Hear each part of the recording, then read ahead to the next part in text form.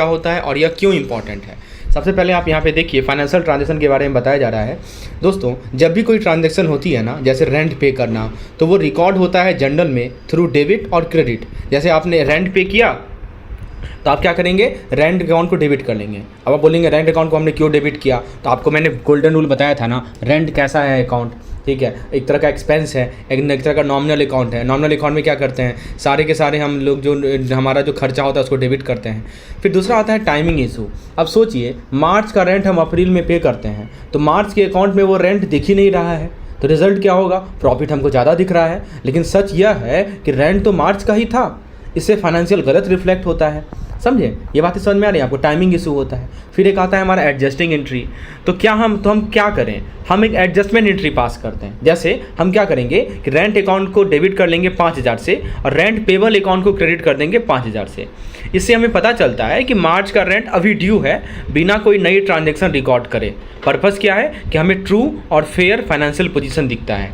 इसीलिए हमने क्या किया कि एक रेंट पेबल अकाउंट को हमने क्रेडिट कर दिया, ठीक है, कि चलो ये दिखाता है कि चलो 31 मार्च का रेंट अभी भी ड्यू है। अच्छा, अभी कंसेप्ट है एक्रूअल कंसेप्ट। अकाउंटिंग का बेस होता है एक्रूअल सिस्टम, जिसमें हम इनकम या एक्सपेंस उसी टाइम रिकॉर्ड करते हैं जब वो अर्न या इनकर होती है, ना कि जब पैसा आता है या जाता है। ये बहुत इंपॉर्टेंट कंसेप्ट है, एक्रूअल कंसेप्ट आपको समझ में आना चाहिए। दोस्तों एडजस्टिंग एंट्री का पर्पस क्या है, सिंपल वर्ड में एडजस्टिंग एंट्री का काम है पीरियड की, हर पीरियड की ट्रू इनकम ट्रू एक्सपेंस को दिखाना।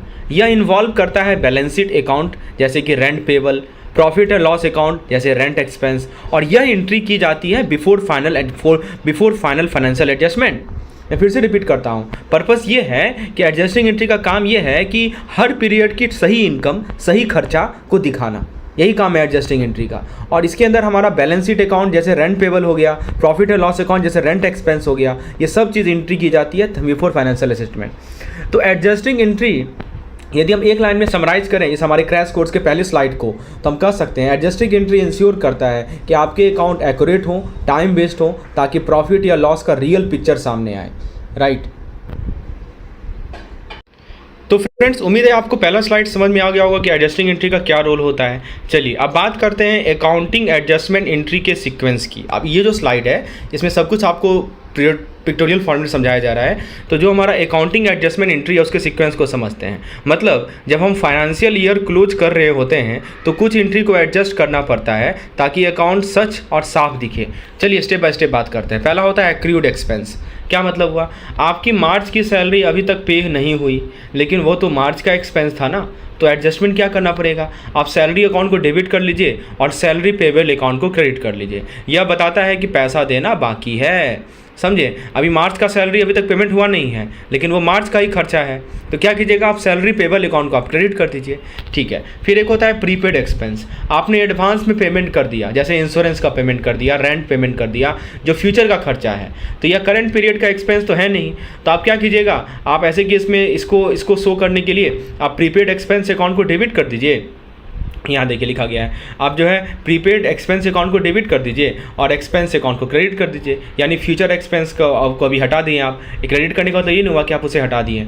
फिर कुछ एक्रूड इनकम होगा, मतलब क्या हुआ, इंटरेस्ट मिलना है लेकिन अभी तक मिला नहीं है, तो क्या वो इनकम है, बिल्कुल है, क्योंकि आपको तो इंटरेस्ट मिलना है। मैंने बोला था ना अकाउंटिंग में एक्रूड वाला प्रिंसिपल लागू होता है, मिले या नहीं मिले, लेकिन यदि आपको लग रहा है कि मिलने वाला है तो उसको नोट कर लीजिए।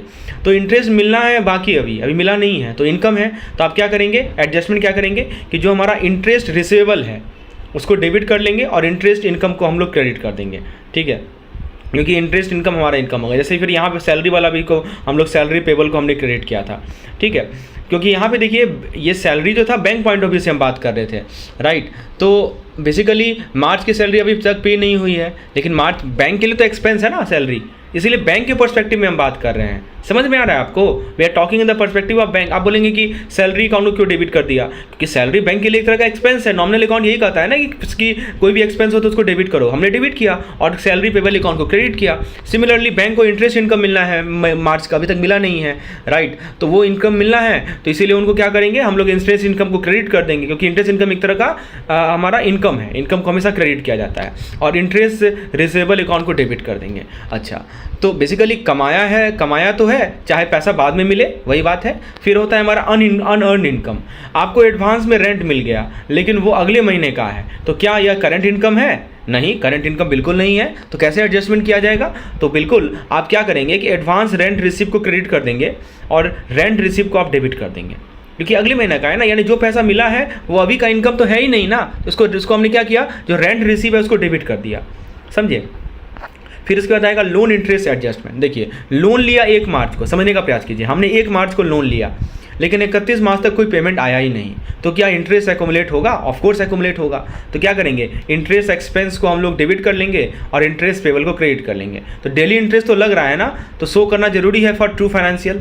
तो समराइज क्या करते हैं, एक बार समराइज कर लेते हैं फैक्ट को। एडजस्टमेंट इंश्योर करता है कि इनकम और एक्सपेंस सही टाइम पर रिफ्लेक्ट हो, चाहे पैसा मिला हो या ना मिला हो। यही होता है एक्रूवल बेस्ड अकाउंटिंग का असली मैजिक, राइट।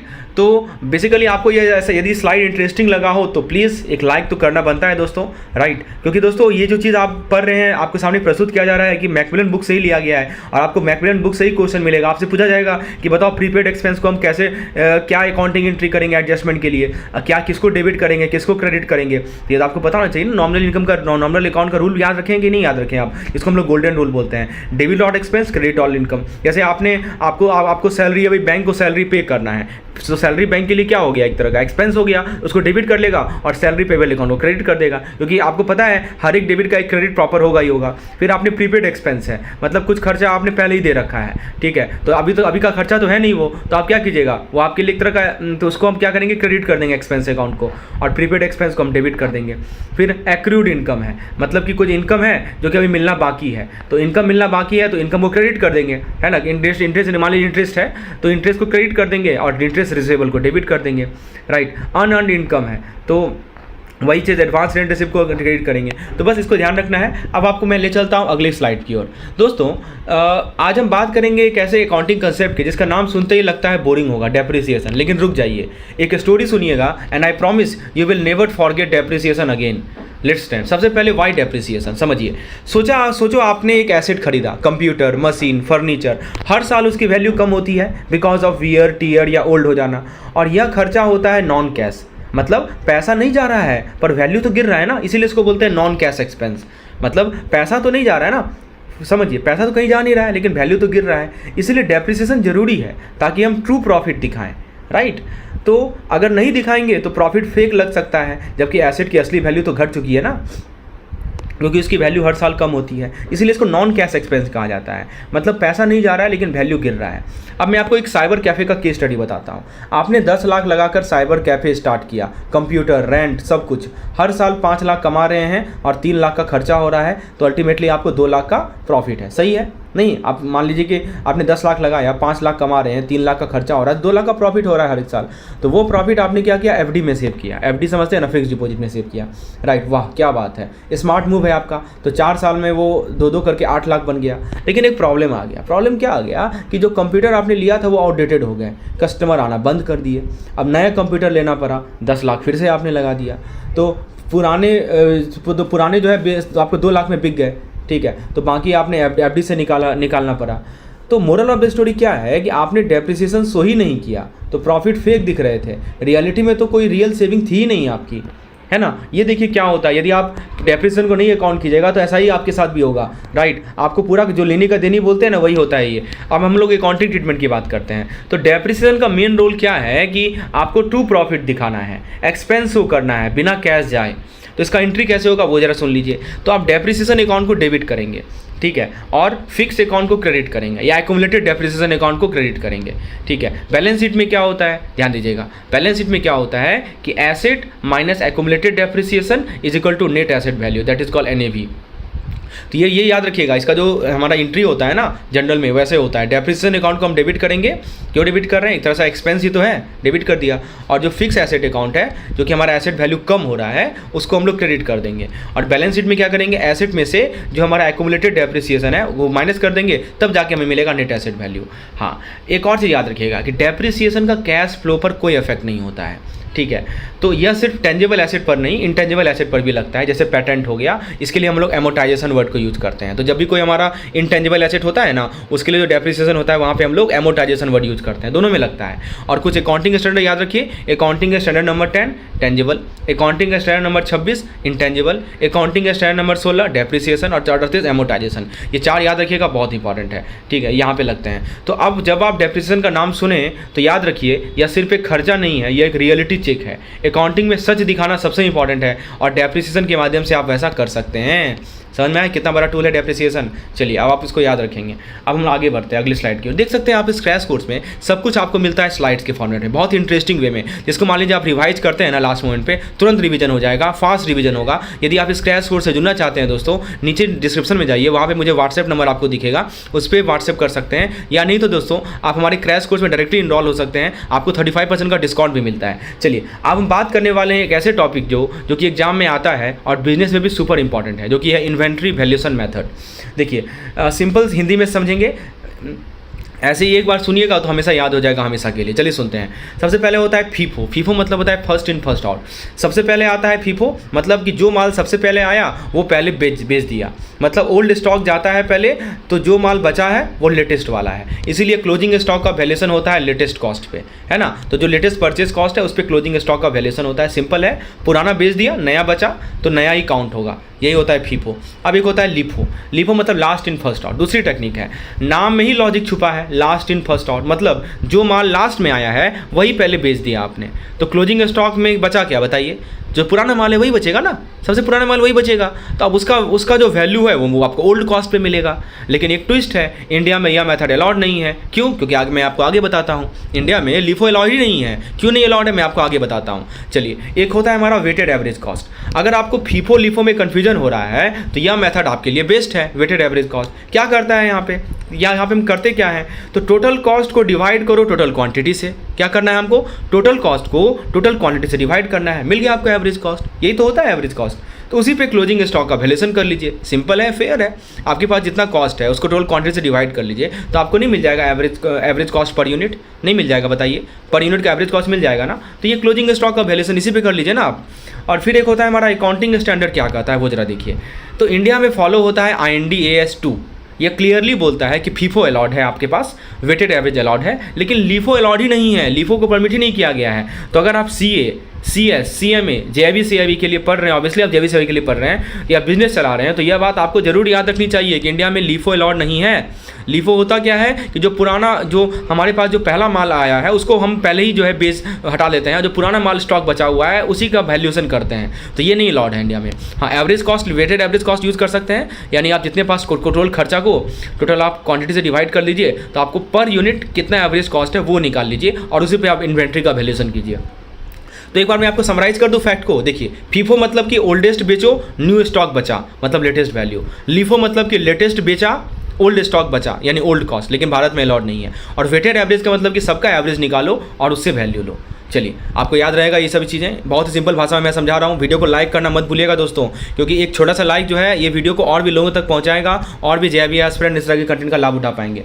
चलिए दोस्तों, अब बात करते हैं प्रॉफिट और लॉस अकाउंट का। प्रॉफिट और लॉस अकाउंट का नाम तो आपने सुना ही होगा, लेकिन उसे बनाते कैसे हैं, चलिए करते हैं उसका एक क्विक ब्रेकडाउन, सिंपल भाषा में रियल एग्जाम्पल के साथ। सबसे पहले बात करते हैं क्लोजिंग एंट्री। फाइनेंशियल ईयर खत्म होते ही सब इनकम और एक्सपेंस अकाउंट को क्लोज करना पड़ता है। मतलब क्या, मतलब ये हुआ दोस्तों कि जो भी हमने salary, rent, advertising, revenue record किया है उन सब को प्रॉफिट एंड लॉस अकाउंट में ट्रांसफ़र कर देते हैं। समझिए, जैसे फाइनेंशियल ईयर खत्म होगा ना, जितना भी खर्चा हुआ है, जितना भी एक्सपेंस हुआ है, सबको क्लोज कर देते हैं। मतलब जो भी हमने salary, rent, advertising, revenue record किया, सबको प्रॉफिट एंड लॉस अकाउंट में ट्रांसफर कर देते हैं। जैसे मैं एग्जांपल लेके समझाता हूँ। जैसे देखिए, यहाँ पे सैलरी अकाउंट मान लीजिए 3 लाख है, तो हम क्या करेंगे, तो सैलरी अकाउंट को क्रेडिट कर देंगे और प्रॉफिट एंड लॉस अकाउंट को डेबिट कर लेंगे। तो इससे क्या हो जाएगा, सैलरी अकाउंट हमारा बन जाएगा 0। समझ में आया दोस्तों, क्योंकि सैलरी अकाउंट 3 लाख है, हमने उसे क्रेडिट कर दिया, ठीक है ना। तो क्रेडिट कर दिया तो सैलरी अकाउंट 0 बन गया। इसको बोलते हैं क्लोजिंग एंट्री। बेसिक है और बहुत ही पावरफुल है। तो सैलरी अकाउंट को नील करने के लिए हम सैलरी अकाउंट को क्या कर लेंगे, क्रेडिट कर देंगे, राइट।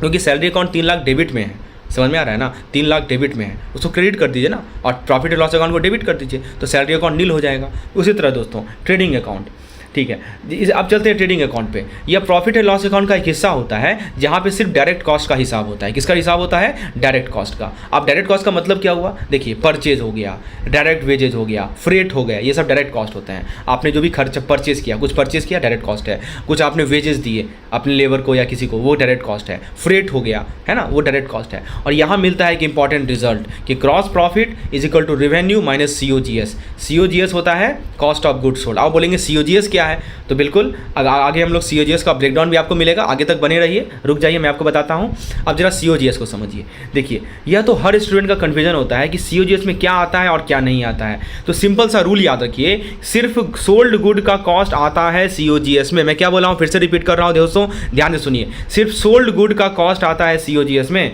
अनसोल्ड गुड का कॉस्ट नहीं आता, तो वो बन जाता है हमारा क्लोजिंग स्टॉक। फिर से मैं रिपीट कर रहा हूँ, जो गुड्स आपने बेच दिया उसका जो खर्चा था वही COGS में काउंट होगा। जो गुड आपके पास अभी भी अनसोल्ड है उसको हम लोग COGS में नहीं लेते हैं, उसको क्या करते हैं, अनसोल्ड, उसको क्लोजिंग स्टॉक बना देते हैं। मतलब अगर माल आपके पास बचा है तो वो प्रॉफिट एंड लॉस के हिसाब में नहीं गिना जाता दोस्तों।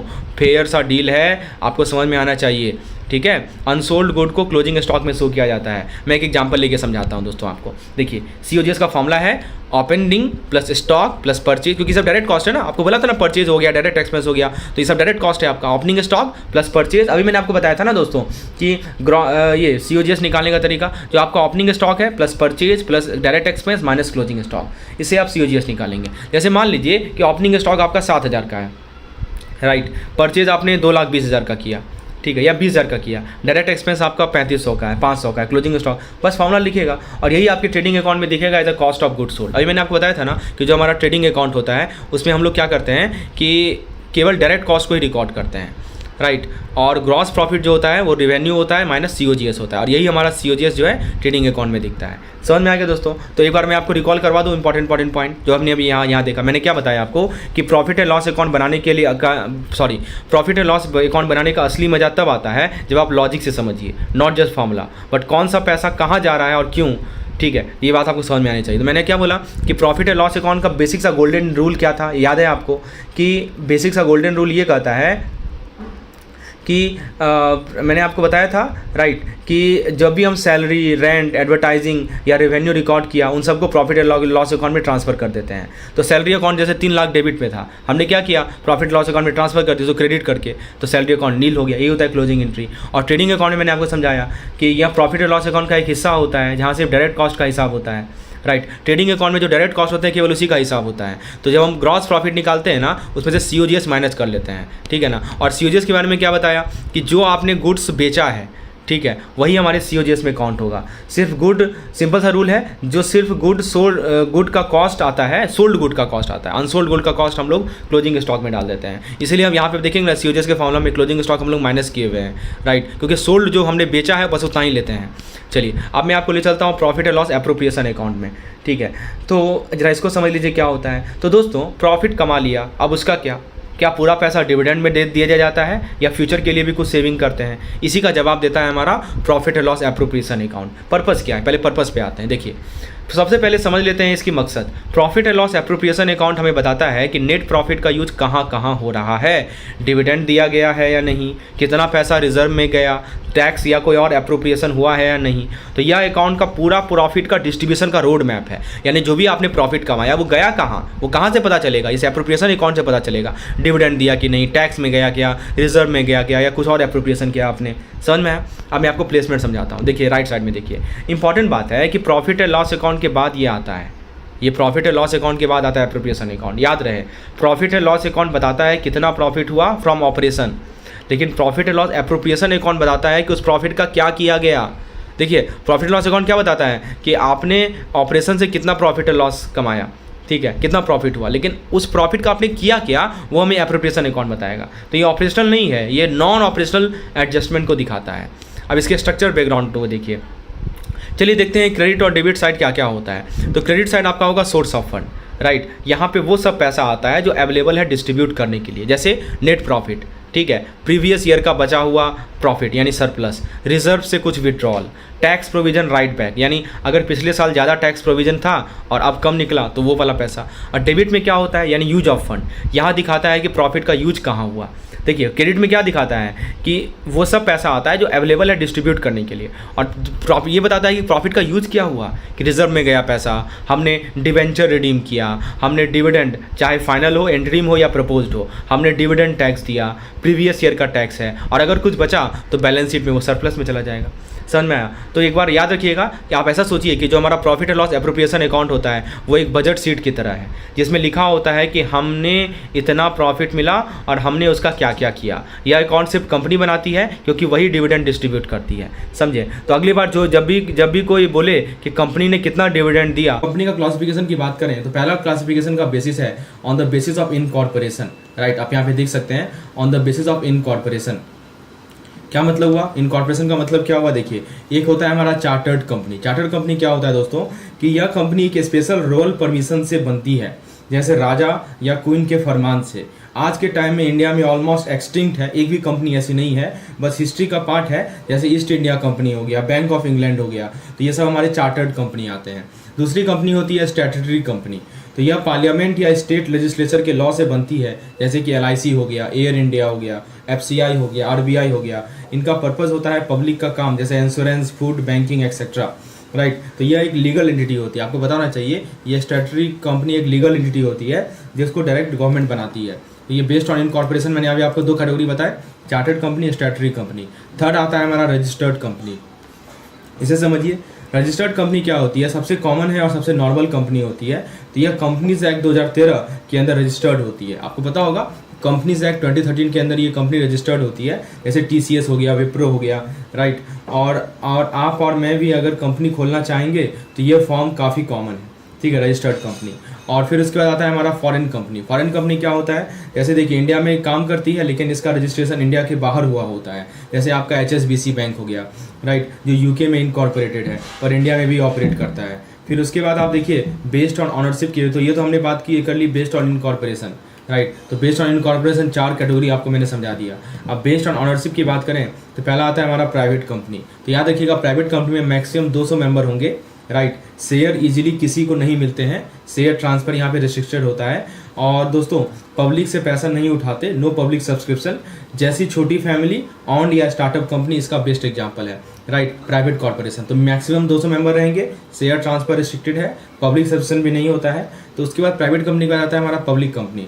तो पब्लिक कंपनी क्या करता है कि पब्लिक से पैसा रेज कर सकती है, राइट? पब्लिक कंपनी जो है पब्लिक से पैसा रेज कर सकती है और शेयर फ्री में ट्रांसफर हो सकते हैं, राइट? तो यहाँ पे देखिए लिखा गया है शेयर इज फ्रीली ट्रांसफरेबल, और पब्लिक से आप पैसा रेज कर सकते हैं, जैसे टाटा मोटर्स हो गया, इन्फोसिस हो गया, और ये सभी पब्लिक में लिस्टेड होती हैं, राइट? आपको मैं एक चीज़ सेक्शन का नंबर बता दूँ, section number 2 sub section number 71, right? तो ये कंपनीज एक्ट 2013 में लिखा है दोस्तों। तो मैं अगर फिर से बता दूं पब्लिक कंपनी के बारे में, तो पब्लिक से पैसा रेज कर सकती है, शेयर फ्री में ट्रांसफर हो सकते हैं, कोई लिमिट नहीं है मेंबर पे, कितना भी मेंबर हो सकते हैं। टाटा मोटर, इन्फोसिस, ये सब पब्लिक कंपनी है, पब्लिक में लिस्टेड होते हैं। ये section 2 sub section 71 companies act 2013 में ये लिखा होता है। फिर गवर्नमेंट कंपनी की बात करें तो यह वह कंपनी है जिसमें 51%, 51% या उससे ज़्यादा शेयर सरकार के पास हो, जैसे कि BPCL हो गया, ONGC हो गया, ये सब गवर्नमेंट कंपनी है। फिर आते हैं हमारी होल्डिंग कंपनी, यानी सिंपल लैंग्वेज में बड़ी कंपनी जो छोटी कंपनी को कंट्रोल करती है। एक बड़ी कंपनी है जो कि एक छोटी कंपनी को कंट्रोल करती है, राइट? तो जैसे कि एक मम्मी कंपनी जो अपने बच्चों यानी सब्सिडरी कंपनी का ध्यान रखती है, और इसका जो है जिक्र section 2 sub section 46 of the companies act में कहा गया है। फिर आते हैं हमारे एसोसिएट कंपनी। देखिए, यह कंपनी किसी और कंपनी की फुल सब्सिडरी नहीं होती, नॉट सब्सिडरी, राइट? यह कंपनी जो है किसी और कंपनी की फुल सब्सिडरी नहीं होती, बट उस पर सिग्निफिकेंट इन्फ्लुएंस होता है। जैसे अगर एक कंपनी किसी और कंपनी के डिसीजन को अफेक्ट करता है तो वो उसके एसोसिएट है। जैसे ये मान लीजिए कंपनी 1 है और ये जो है कंपनी 2 के डिसीजन को अफेक्ट कर रहा है, so company 1 is affecting the decision of company 2, तो उसकी एसोसिएट कंपनी कहलाती है। फिर होती है हमारी 1% कंपनी। 1% कंपनी आप जानते ही होंगे, यानी कि नाम ही काफ़ी है, बस एक बंदा कंपनी चला रहा हो, स्मॉल एंटरप्रेन्योर के लिए परफेक्ट है, जिसमें लिमिटेड लायबिलिटी भी मिलती है और फुल कंट्रोल भी मिलता है। फिर आता है सब्सिडरी कंपनी, यानी दोस्तों यह होल्डिंग कंपनी के अंदर होती है। अगर किसी कंपनी का 50% से ज़्यादा शेयर या बोर्ड कंट्रोल किसी और के पास है तो वो उसकी सब्सिडरी है, समझे। तो यदि 50% से ज़्यादा बोर्ड कंट्रोल और शेयर जो है किसी और कंपनी के पास है तो वो कंपनी उसकी सब्सिडरी कंपनी कहलाती है। और ये जो सेक्शन 2 सबसेक्शन 87 के अंदर इसका डिटेल में है। तो ये हमने दो क्लासिफिकेशन देखे। पहले हमने आपको बताया on the basis of ownership, जैसे मैंने on the basis of incorporation, पहले मैं आपको बताया on the basis of incorporation, right. तो अभी आपने देखा कि on the basis of incorporation हमने आपको क्या बताया था कि chartered company, statutory company, registered company, foreign company. और अभी मैं आपको बताया on the basis of ownership, private company, public company, government company, holding company, associate company और 1% company and subsidy company on the basis of ownership. On the basis of liability, तो liability यानी company के member का risk कितना है, right, उसको बताओ basis of liability. तो ये कंपनी लिमिटेड बाय शेयर, यहाँ देखिए पहला लिखा है इन्होंने कंपनी लिमिटेड बाय शेयर। मतलब क्या हुआ, इसका मतलब हुआ दोस्तों कि सबसे कॉमन है रिस्क सिर्फ उतने तक जितने शेयर लिए हैं। अगर किसी का मान लीजिए किसी ने 10 रुपये का शेयर लिया, किसी ने 10 रुपये का शेयर लिया है और 7 रुपया पे किया है, मान लीजिए 7 रुपया उसने पे किया, 10 रुपये का शेयर लिया है, तो सिर्फ 3 रुपये का रिस्क बचा है, सिंपल है, सेफ है, उसको बोलते हैं लिमिटेड बाय शेयर। उसके बाद होता है लिमिटेड बाय गारंटी, मतलब यह मेनली नॉन प्रॉफिट के लिए होता है। ये लिमिटेड बाय गारंटी जो होता है ना वो किसके लिए होता है, वो non profit, it is for non profit, right. तो लाइक जैसे एजुकेशन हो गया, चैरिटी हो गया, तो मेंबर गारंटी करते हैं कि अगर कंपनी बंद हो गई है तो वो फिक्स्ड अमाउंट तक लायबिलिटी लेंगे, शेयर कैपिटल जरूरी नहीं है। तो कंपनी लिमिटेड का शेयर में क्या हुआ कि सबसे कॉमन है रिस्क उतने तक का जितना शेयर लिया है, जैसे मान लीजिए 10 रुपये का शेयर लिया है और 7 रुपये पे किया तो 3 रुपये का रिस्क बचा है, सिंपल सेफ है। और कंपनी लिमिटेड पे गारंटी का मतलब कि मेनली नॉन प्रॉफिट के लिए होता है, जैसे एजुकेशन या चैरिटी, मेंबर गारंटी करते हैं कि अगर कंपनी बंद हो गई तो वो फिक्स अमाउंट तक लायबिलिटी लेंगे। फिर होता है कंपनी विद अनलिमिटेड लायबिलिटी, मतलब कि अगर थोड़ा रिस्की है, अगर कंपनी फेल हो गई तो मेंबर अपना पर्सनल पैसा भी दे सकते हैं, राइट। अनलिमिटेड रिस्क है, इसीलिए ऐसे कंपनी रेयर होते हैं, शेयर कैपिटल ऑप्शनल है, राइट। तो दोस्तों याद रखिए कंपनी की बेस पे क्लासिफाई होती है, एक तो हमारी इनकॉर्पोरेशन यानी जन्म कैसे हुआ, फिर दूसरा ऑनरशिप यानी मालिक कौन है, और तीसरा है रिस्क यानी लायबिलिटी। 3 बेस पे क्लासिफाई किया है। बस इन 3 वर्ड से पूरा टॉपिक याद रहेगा आपको, जो भी हमने आपको डिस्कस किया है, ताकि समझाया है, होपफुली आपको याद रहेगा ये सब चीज़। तो फ्रेंड्स यदि आपको चीज़ें समझ में आ रही हो तो इस वीडियो को लाइक जरूर कर दीजिएगा, ताकि ऐसे ये कंटेंट और भी लोगों तक पहुँचे और वो भी इसका लाभ उठा पाए, राइट। चलिए अब मैं आपको आगे अगले कंसेप्ट की ओर ले चलता हूँ, और वो है हमारा overview of share issuance process, right. तो जरा देखते हैं कि शेयर इशुएंस प्रोसेस का overview. Equity share basically owner होते हैं कंपनी के, प्रॉफिट पे भी हिस्सेदारी होती है और वोटिंग राइट भी मिलता है, इक्विटी शेयर का मतलब होता है, राइट। और प्रेफरेंस शेयर क्या होता है, यानी प्रेफरेंस शेयर में इन्हें डिविडेंड पहले मिलता है लेकिन वोटिंग राइट नहीं मिलता है, राइट। इक्विटी शेयर में दोनों मिलता है आपको, राइट, कि आपको प्रॉफिट में हिस्सेदारी होती है और वोटिंग राइट भी मिलती है। और प्रेफरेंस शेयर में आपको डिविडेंड का प्रेफरेंस होता है, राइट, पहले मिलता है लेकिन वोटिंग राइट नहीं मिलता, सेफ रिटर्न मिलते हैं। तो इक्विटी मतलब ऑनरशिप और प्रेफरेंस मतलब प्रायोरिटी, राइट। बस ऐसे आप याद रख सकते हैं इसको। अब देखिए एप्लीकेशन प्रोसेस, यानी शेयर कैसे अप्लाई करते हैं। तो इन्वेस्टर क्या करते हैं कि एक प्रिस्क्राइब फॉर्म होता है वो फिल करते हैं, यहाँ पे देखिए लिखा गया है, मैं आपको दिखा देता हूँ। एक प्रिस्क्राइब फॉर्मेट होता है जिसको इन्वेस्टर क्या करते हैं, फिल करते हैं, एक फॉर्म को फिल करते हैं, राइट। ऑफर सब्सक्रिप्शन भी हो सकता है, राइट, मतलब डिमांड ज़्यादा हो जाए तो जैसे मान लीजिए कि लिमिटेड मूवी टिकट के लिए 100 लोग लाइन में लग गए हैं, ठीक है। तो सेम स्कीम यहाँ भी होता है कि मतलब कि हमारे पास लिमिटेड सीट है और ज़्यादा से ज़्यादा लोग लग गए हैं, जिसको बोलते हैं ओवर सब्सक्रिप्शन, ठीक है। आप देखिए नेक्स्ट पॉइंट ओवर सब्सक्रिप्शन के बारे में, कि जब डिमांड रॉकेट बन जाए, तो जब लोग ऑफर्ड शेयर से ज़्यादा अप्लाई कर देते हैं, मतलब सिंपल सी बात है, ओवर सब्सक्रिप्शन का मतलब क्या हुआ कि जो आपका डिमांड है वो सप्लाई से ज़्यादा हो जाए। जब भी डिमांड आपका सप्लाई से ज़्यादा हो जाता है तो अब ऐसा यूजुअली तब होता है जब कंपनी के प्रमोटर अच्छे होते हैं या बिजनेस फ्यूचर स्ट्रांग लग रहा होता है, तभी ना होगा। जैसे मान लीजिए कि 10,000 शेयर ऑफर किए थे लेकिन लोगों ने 20,000 के लिए अप्लाई किया, 20,000 लोगों ने अप्लाई किया। अब एक होता है मिनिमम सब्सक्रिप्शन, मतलब क्या होता है कि अगर सभी शेयर अप्लाई नहीं होते हैं तो भी अगर मिनिमम रिक्वायर्ड शेयर अप्लाई हो गया तो बोर्ड अलॉट कर सकता है, समझे। तो वही है, मान लीजिए कि शेयर पूरा का पूरा सब्सक्राइब नहीं हुआ, सब लोगों ने नहीं सब्सक्राइब किया, लेकिन एक मिनिमम जो सेट किया गया है उतना यदि सब्सक्राइब हो गया है, शेयर अप्लाई हो गया है, तो फिर बोर्ड अलॉट कर सकती है। अगर मिनिमम भी नहीं मिले तो फिर इशू कैंसिल हो जाता है, समझे। तो वही चीज़ है, अगर मान लीजिए जितना मिनिमम है वो यदि वो भी नहीं मिला तब तो इशू कैंसिल हो जाएगा, समझे। तो सिंपल वर्ड है, मिनिमम क्राउड आई तो मूवी चलेगी, नहीं तो कैंसिल हो जाएगी मूवी। अब देखिए यहाँ पे बेसिस ऑफ अलॉटमेंट कैसे अलॉट होता है वो थोड़ा समझिए। देखिए दोस्तों, आप यदि इस वीडियो को अंतिम तक अच्छे से देख लेते हैं ना, आपको कंसेप्ट क्लियर हो जाएगा।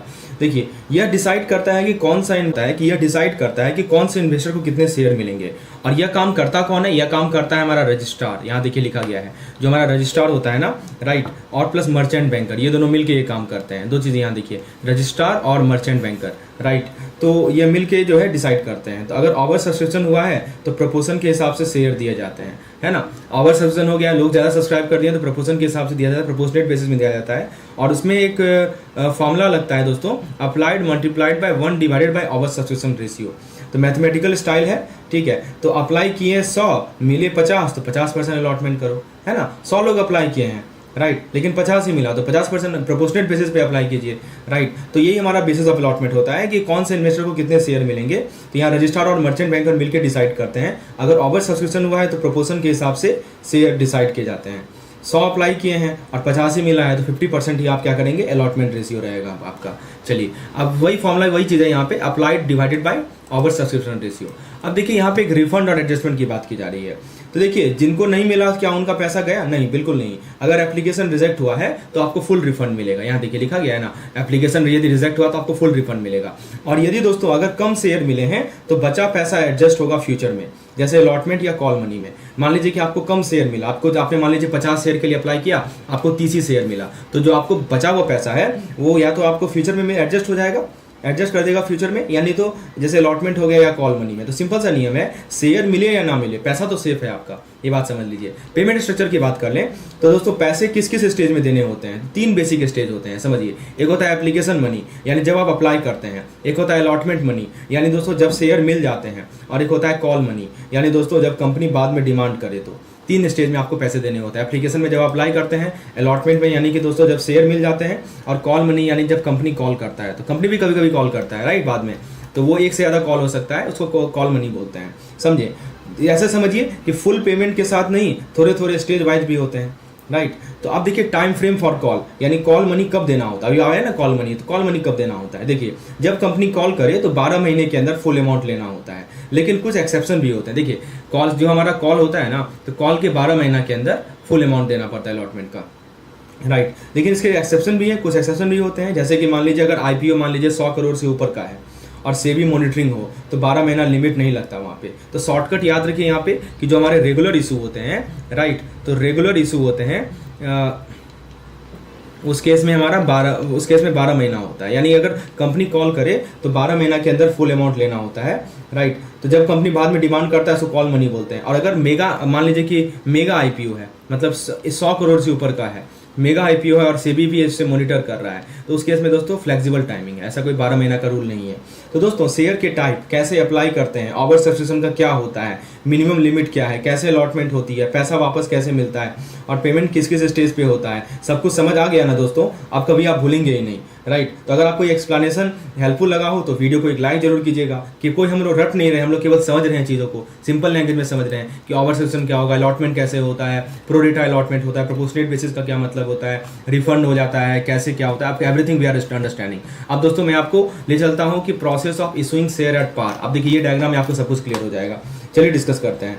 तो दोस्तों अब समझेंगे शेयर एट पार इशू करने का स्टेप बाय स्टेप प्रोसेस, एकदम पाइपलाइन की तरह, राइट, जैसे स्लाइड में दिख रहा है। तो बेसिकली मैं थोड़ा सा जूम आउट कर देता हूँ, ये देखिए ये चीज़ है। बेसिकली देखिए कंसेप्ट कॉमर्स या फाइनेंस बैकग्राउंड के हो ना हो, हर कोई आराम से समझ पाएगा। तो शुरू करते हैं बिना किसी टेंशन के। स्टेप नंबर 1 देखिए क्या लिखा है यहाँ पे, तो मैं यहाँ थोड़ा जूम कर देता हूँ। ये स्टेप नंबर 1 है। मान लीजिए कि अगर कोई इन्वेस्टर, स्टेप नंबर 1 है मिनिमम एप्लीकेशन वैल्यू, यानी कितना पैसा देना जरूरी होता है।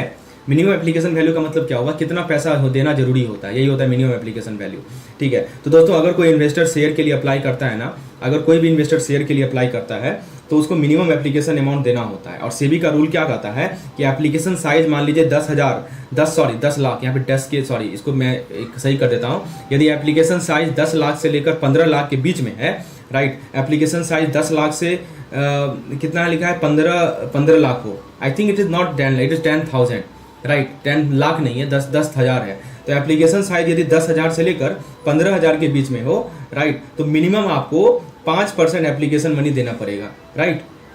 तो वही कहा जा रहा है, मिनिमम 5% एप्लीकेशन मनी देना पड़ेगा, ठीक है। तो ये चीज़ हमारा फ्रेंड्स, यदि हम एप्लीकेशन मनी हैंडलिंग की बात करें, जो कि आप यहाँ पे देख सकते हैं, you can see it here, application money handling. तो दोस्तों जब पैसा रिसीव होता है तो अकाउंटिंग का सिंपल सा एंट्री होता है, राइट। तो एप्लीकेशन मनी आप कैसे हैंडल करेंगे, देखिए आप बैंक अकाउंट को डेबिट करते हैं, यानी क्या करेंगे, आपके पास जो बैंक अकाउंट है उसको आप डेबिट कर देंगे, राइट, क्योंकि पैसा आया है। अब देखिए बैंक अकाउंट कैसा अकाउंट है, पर्सनल अकाउंट है, डेबिट द रिसीवर, ठीक है। तो बैंक अकाउंट रिसीवर है तो डेबिट कर दीजिए। और क्या करेंगे आप, शेयर एप्लीकेशन अकाउंट को क्रेडिट कर देंगे, ठीक है, शेयर एप्लीकेशन अकाउंट को क्रेडिट कर देंगे। फिर हमारा आता है शेयर अलॉटमेंट प्रोसेस, ठीक है। तो देखिए शेयर एप्लीकेशन अकाउंट क्या है वो जरा देख लीजिए कि एक टेम्प्रोरी अकाउंट होता है, राइट। शेयर एप्लीकेशन अकाउंट एक तरह का टेम्प्रोरी अकाउंट है, जब तक अलॉटमेंट ना हो जाए तब तक हम अपने पैसे को यहाँ पे रखते हैं, शेयर एप्लीकेशन अकाउंट में रखते हैं। ये बहुत इंपॉर्टेंट एंट्री है, जब एप्लीकेशन मनी को हैंडल करते हैं तो हम लोग यही काम करते हैं। उसके बाद तो ऐसा समझिए कि सोचिए ऐसा कि बैंक ने आपका पैसा रिसीव किया, लेकिन कंपनी ने अभी शेयर दिए नहीं है आपको, तो पैसा पेंडिंग स्टेटस में होता है। इसीलिए हम लोग उस तब तक क्या करते हैं, टेम्प्रोरी बेसिस पे उसको शेयर एप्लीकेशन अकाउंट में रख देते हैं। ठीक है, अब मान लीजिए कि शेयर अलॉटमेंट प्रोसेस हो गया, अब कंपनी डिसाइड करती है कि कौन से इन्वेस्टर को कितना शेयर मिलेंगे, तो इसी को हम लोग बोलते हैं अलॉटमेंट ऑफ शेयर। अलॉटमेंट के बाद एंट्रीज होती है प्रॉपर अकाउंट में। तो जैसे मूवी हॉल में सबको तो टिकट नहीं मिलता है ना, सीट के हिसाब से आपको सबको डिस्ट्रीब्यूट किया जाता है, तो सेम यही काम यहाँ भी होता है। अच्छा, अब दूसरा चीज़ आप यहाँ पे सेकंड केस देखिए, मैं थोड़ा सा जूम कर देता हूँ ताकि आपको ये चीज़ें समझ में आ जाए। यदि मान लीजिए कि एप्लीकेशन जो है वो लेस देन है शेयर ऑफर, यहाँ पे एप्लीकेशन जो है वो शेयर ऑफर से कम है, यहाँ पे लेस का सिंबल छूट गया है। जैसे मान लीजिए कि अगर कम लोग अप्लाई करते हैं तो जितने शेयर कंपनी ऑफर करती है उससे कम या उसके बराबर लोग अप्लाई करते हैं तो कोई प्रॉब्लम ही नहीं है। ठीक है, मिनिमम सब्सक्रिप्शन आपको मिल जाएगा, सबको फुल अलॉटमेंट मिलता है। और इसका अकाउंटिंग एंट्री कैसे होता है, तो हमने जो शेयर एप्लीकेशन अकाउंट को यहाँ पे क्रेडिट किया था टेम्प्रोरी बेसिस पर, अब उसी शेयर एप्लीकेशन अकाउंट को हम क्या कर देंगे, यहाँ पे डेबिट कर देंगे। तो शेयर एप्लीकेशन को क्या कर देंगे, डेबिट कर देंगे, और जो हमारा शेयर कैपिटल अकाउंट है उसको क्रेडिट कर देंगे। यहाँ पे देख सकते हैं इसका एंट्री यहाँ पे किया गया है, आपसे एंट्री पूछा जाएगा। अच्छा, तो सिंपली बात है कि डिमांड कम है या परफेक्ट मैच है तो सबको पूरा मिलता है। अब दूसरी बात है कि यदि ओवर सब्सक्रिप्शन है, ओवर सब्सक्रिप्शन का मतलब क्या हुआ कि मान लीजिए कि डिमांड ज़्यादा हो गया, तो अगर लोग ऑफर्ड शेयर से ज़्यादा अप्लाई कर दिए, हमने मान लीजिए 10,000 शेयर ऑफर किया था और 20,000 लोग अप्लाई कर दिए, उसको बोलते हैं ओवर सब्सक्रिप्शन। तो ऐसे केस में जो सेबी का जो ICDR रूल है वो लागू होता है। तो कंपनी अलॉटमेंट करती है प्रोपोर्शनेट। प्रोपोर्शनेट का मतलब क्या हुआ कि जैसे 2x मल्टीप्लाई किया, 2x लोग अप्लाई किए हैं, ठीक है, तो मिलेगा उनको 1 टाइम्स। ठीक है, 2 टाइम्स लोग अप्लाई किए तो 1 टाइम्स मिलेगा। और यहाँ पे राउंड किया जाता है, राइट, राउंड भी किया जा सकता है, जैसे लॉटरी स्टाइल फेयर सिलेक्शन होता है। और मिनिमम एप्लीकेशन साइज का रूल यहाँ पे फॉलो होना चाहिए। जैसे मान लीजिए 5 सीट है और 10 लोग अप्लाई करते हैं, तो या तो सबको आधा आधा मिलेगा या फिर रैंडम सिलेक्शन होगा, यही 2 चीज़ होता है, समझे। तो दोस्तों सुपर क्विक रिकैप, तो जब भी शेयर इशू होता है पार वैल्यू पे, यहाँ पे हम लोग किसकी बात कर रहे हैं, देखिए क्वेश्चन मैंने आपको शुरू में ही बोला था कि we are talking about the par value. यहाँ लिखा है इशूइंग शेयर एट पार। तो जब भी शेयर इशू होगा ना पार वैल्यू पे, तो ये बात ध्यान रखिएगा कि मिनिमम पैसा जमा करना पड़ता है, जो कि बोलते हैं मिनिमम एप्लीकेशन वैल्यू, इतना पैसा तो आपको जमा करना ही होगा। और बैंक में एंट्री होती है, कैसे एंट्री होती है आपने यहाँ देख लिया। उसके बाद दोस्तों अलॉटमेंट के बाद शेयर मिलते हैं, अगर सबको शेयर चाहिए पर सीट कम है तो सेबी के रूल के फेयर डिवीजन होता है। तो बस अब आपको ये शेयर इशुएंस एक मूवी बुकिंग जैसा लग रहा होगा, बहुत ही सिंपल बेसिक भाषा में मैंने समझा दिया। इसी चीज़ को आप बुक पढ़ने जाएंगे तो आपको एक पेज में मिलेगा यही चीज़ कंटेंट। चलिए अब मैं आपको समझाता हूँ, अगले स्लाइड की ओर बढ़ते हैं और यहाँ पे हम डिस्कस करेंगे कि how should share application be processed and accounted, यानी शेयर एप्लीकेशन को प्रोसेसिंग कैसे करें और अकाउंटिंग कैसे करें। तो देखिए इस स्लाइड में 3 मेजर केस कवर किए गए हैं। पहला है फुल एक्सेप्टेंस एंड रिजेक्शंस, आप यहाँ देख सकते हैं। दूसरा है हमारा प्रो रेटा एक्सेप्टेंस और तीसरा है हमारा मिक्स्ड केस। तो चलिए मतलब सब कुछ एकदम रियल लाइफ एग्जांपल के साथ एक्सप्लेन कर रहा हूँ ताकि रट्टा नहीं, कंसेप्ट समझ आ जाए। तो दोस्तों जब इन्वेस्टर शेयर के लिए अप्लाई करते हैं ना, तो कंपनी के पास पैसा आता है, लेकिन सबको शेयर मिलेंगे या नहीं तो या तो कंपनी डिसाइड करती है। तो आज हम समझेंगे कि शेयर एप्लीकेशन का पैसा कैसे हैंडल होता है और कैसे अकाउंटिंग होता है, 3 सिचुएशन में, फुल, प्रोरेटा और मिक्स्ड केस में। चलिए देखते हैं। पहले हम लोग फुल एक्सेप्टेंस और रिजेक्शन की बात करते हैं। इसका मतलब क्या हुआ कि सबको जो है मिल गया, सबको मिल गया या किसी को भी नहीं मिला, यही होता है फुल एक्सेप्टेंस फुल रिजेक्शन। तो अब देखिए फुल एक्सेप्टेंस का मतलब क्या होता है कि जैसे मान लीजिए कि इन्वेस्टर जितने शेयर के लिए अप्लाई करता है उतना ही मिल जाता है, ठीक है। जितना से मान लीजिए कि 100 शेयर के लिए अप्लाई किया और 100 शेयर मिल गया, तो इसका एंट्री कैसे करेंगे, तो हमने जो शेयर एप्लीकेशन अकाउंट था उसको यहाँ डेबिट कर देंगे और फिर शेयर कैपिटल अकाउंट को क्रेडिट कर देंगे, जैसा कि हमने पिछले स्लाइड में आपको बताया था, ठीक है। तो ये एक्सेप्टेड वाले केस में है। लेकिन मान लीजिए रिजेक्ट हो गया तो क्या करेंगे, तो ये देखिए यदि रिजेक्ट हो जाएगा ना, तो जिनका एप्लीकेशन रिजेक्ट हो जाता है उनका पैसा वापस कर दिया जाता है। तो जो हमारा शेयर एप्लीकेशन अकाउंट है उसको हम लोग क्या कर देंगे, डेबिट कर देंगे, और जो बैंक अकाउंट है यानी जो कस्टमर का बैंक अकाउंट है जिसमें पैसा जाएगा उसको क्रेडिट कर देंगे। बस सिंपल सा अकाउंटिंग एंट्री है, समझ में आया। रिजेक्शन वाले केस में जैसे मान लीजिए कि 100 लोगों ने अप्लाई किया, 80 को पूरे शेयर मिल गए और 20 लोग रिजेक्ट हो गए, तो उनका पैसा रिफंड कर दिया जाता है। अब दूसरा होता है प्रो रेटा अलॉटमेंट। मतलब क्या हुआ कि जब शेयर कम है और लोग ज़्यादा होते हैं, ठीक है, तो इसको हम लोग बोलते हैं प्रो रेटा एक्सेप्टेंस। तो क्या होता है कि कंपनी के पास ज़्यादा एप्लीकेशन आ जाती है तो वो सबको थोड़ा थोड़ा शेयर अलॉट करती है प्रोपोर्शन के हिसाब से। मैंने बताया था आपको प्रोपोर्शन के हिसाब से होता है। तो अगर आपने 100 शेयर के लिए अप्लाई किया और कंपनी ने डिसाइड किया कि 50% प्रो रेटा, तो आपको मिलेंगे 50 शेयर। तो कंपनी डिसाइड करती है कि प्रो रेटा का परसेंटेज कितना होगा। तो मान लीजिए 100 शेयर के लिए अप्लाई हुआ और 50% प्रो रेटा हुआ, तो दोस्तों आपको कितने शेयर मिलेंगे? आपको 50 ही शेयर मिलेंगे, क्योंकि 50% ऑफ 100 इज 50। तो इसका अकाउंटिंग कैसे होगा? तो जो पैसा शेयर के लिए चाहिए था वो जाता है शेयर कैपिटल अकाउंट में, ठीक है ना। तो आप ऑब्वियस सी बात है, जो आपने एप्लीकेशन मनी स्प्लिट हो गया, तो जो पैसा शेयर पे गया वो जाए कहाँ चला जाएगा? शेयर कैपिटल अकाउंट में। और जो पैसा बचा रह गया वो या तो रिफंड कर दो, यानी तो उसको अलॉट कर दो, फ्यूचर अलॉटमेंट के लिए एडजस्ट कर दो। तो उसका एंट्री बहुत सिंपल है। तो जो शेयर एप्लीकेशन अकाउंट था, जो एक टेम्प्रोरी अकाउंट था जिसको हमने क्रेडिट किया था जब हम अलॉटमेंट शुरू कर रहे थे, मैं बोला था आपको मिनिमम पैसा देना पड़ता है, तो उसको हम लोग यहाँ डेबिट कर देंगे। और जो पैसा हमने शेयर में लगा दिया उसको शेयर कैपिटल अकाउंट में क्रेडिट कर देंगे, और बाकी जो पैसा हमने रिफंड कर दिया उसको बैंक अकाउंट में क्रेडिट कर देंगे, और जो पैसा हमने एडजस्ट किया उसको शेयर अलॉट, ये नया अकाउंट है शेयर अलॉटमेंट अकाउंट, ठीक है, तो उसको शेयर अलॉटमेंट में एडजस्ट कर देंगे, ठीक है। तो जैसे मान लीजिए एग्जांपल लेके हम समझाते हैं, जैसे मान लीजिए कि आपने 10,000 रुपया जो है भेजा शेयर के लिए और आपको आधे शेयर मिले, आपको 5,000 ही शेयर मिला। तो ये जो 5,000 है उसको कहाँ क्रेडिट करना है बताइए? जो आपको शेयर मिला है उसको शेयर कैपिटल अकाउंट में क्रेडिट कर देंगे, ठीक है। और जो 5,000 बचा रह गया, ठीक है, उसको क्या करेंगे? मान लीजिए कि वो आपका रिफंड हो गया, तो 5,000 को हम लोग से बैंक अकाउंट में क्रेडिट कर देंगे, यानी तो शेयर अलॉटमेंट अकाउंट में एडजस्ट कर देंगे, ठीक है। तो यही चीज़ समझाया जा रहा है। अब एक होता है मिक्स्ड केस, यहाँ पे तीसरा केस बताया जा रहा है। ये क्या होता है कि कुछ एप्लीकेंट को फुल शेयर मिलते हैं और कुछ को प्रोपोर्शन के हिसाब से मिलता है, यानी प्रो रेटा बेसिस पे मिलते हैं, और कुछ रिजेक्ट हो जाते हैं, समझे। कुछ को पूरा शेयर मिला, यहाँ देखिए लिखा गया है ना, कुछ को फुल एक्सेप्ट मिला, कुछ को अलॉट किया गया, राइट, और यानी तो कुछ को प्रोपोर्शन के हिसाब से मिला प्रो रेटा बेसिस पे,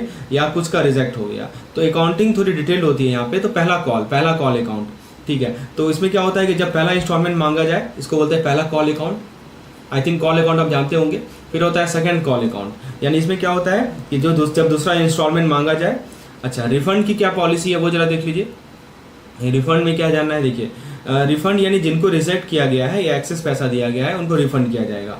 और एडजस्टमेंट का मतलब क्या हुआ? अगर किसी ने ज़्यादा पैसा दिया तो उसे एडजस्ट किया जाता है अलॉटमेंट या फ्यूचर कॉल में, ठीक है। तो ये चीज़ ध्यान रखना है। तो इसका एंट्री का आइडिया कैसे होता है? तो देखिए दो चीज़, रिफंड, ठीक है, एडजस्टमेंट, अलॉटमेंट सब एक ही जगह अकाउंट में जाता है, लिखा है ना, रिफंड, एडजस्टमेंट, अलॉटमेंट सब कुछ एक ही जगह अलॉटमेंट में जाता है।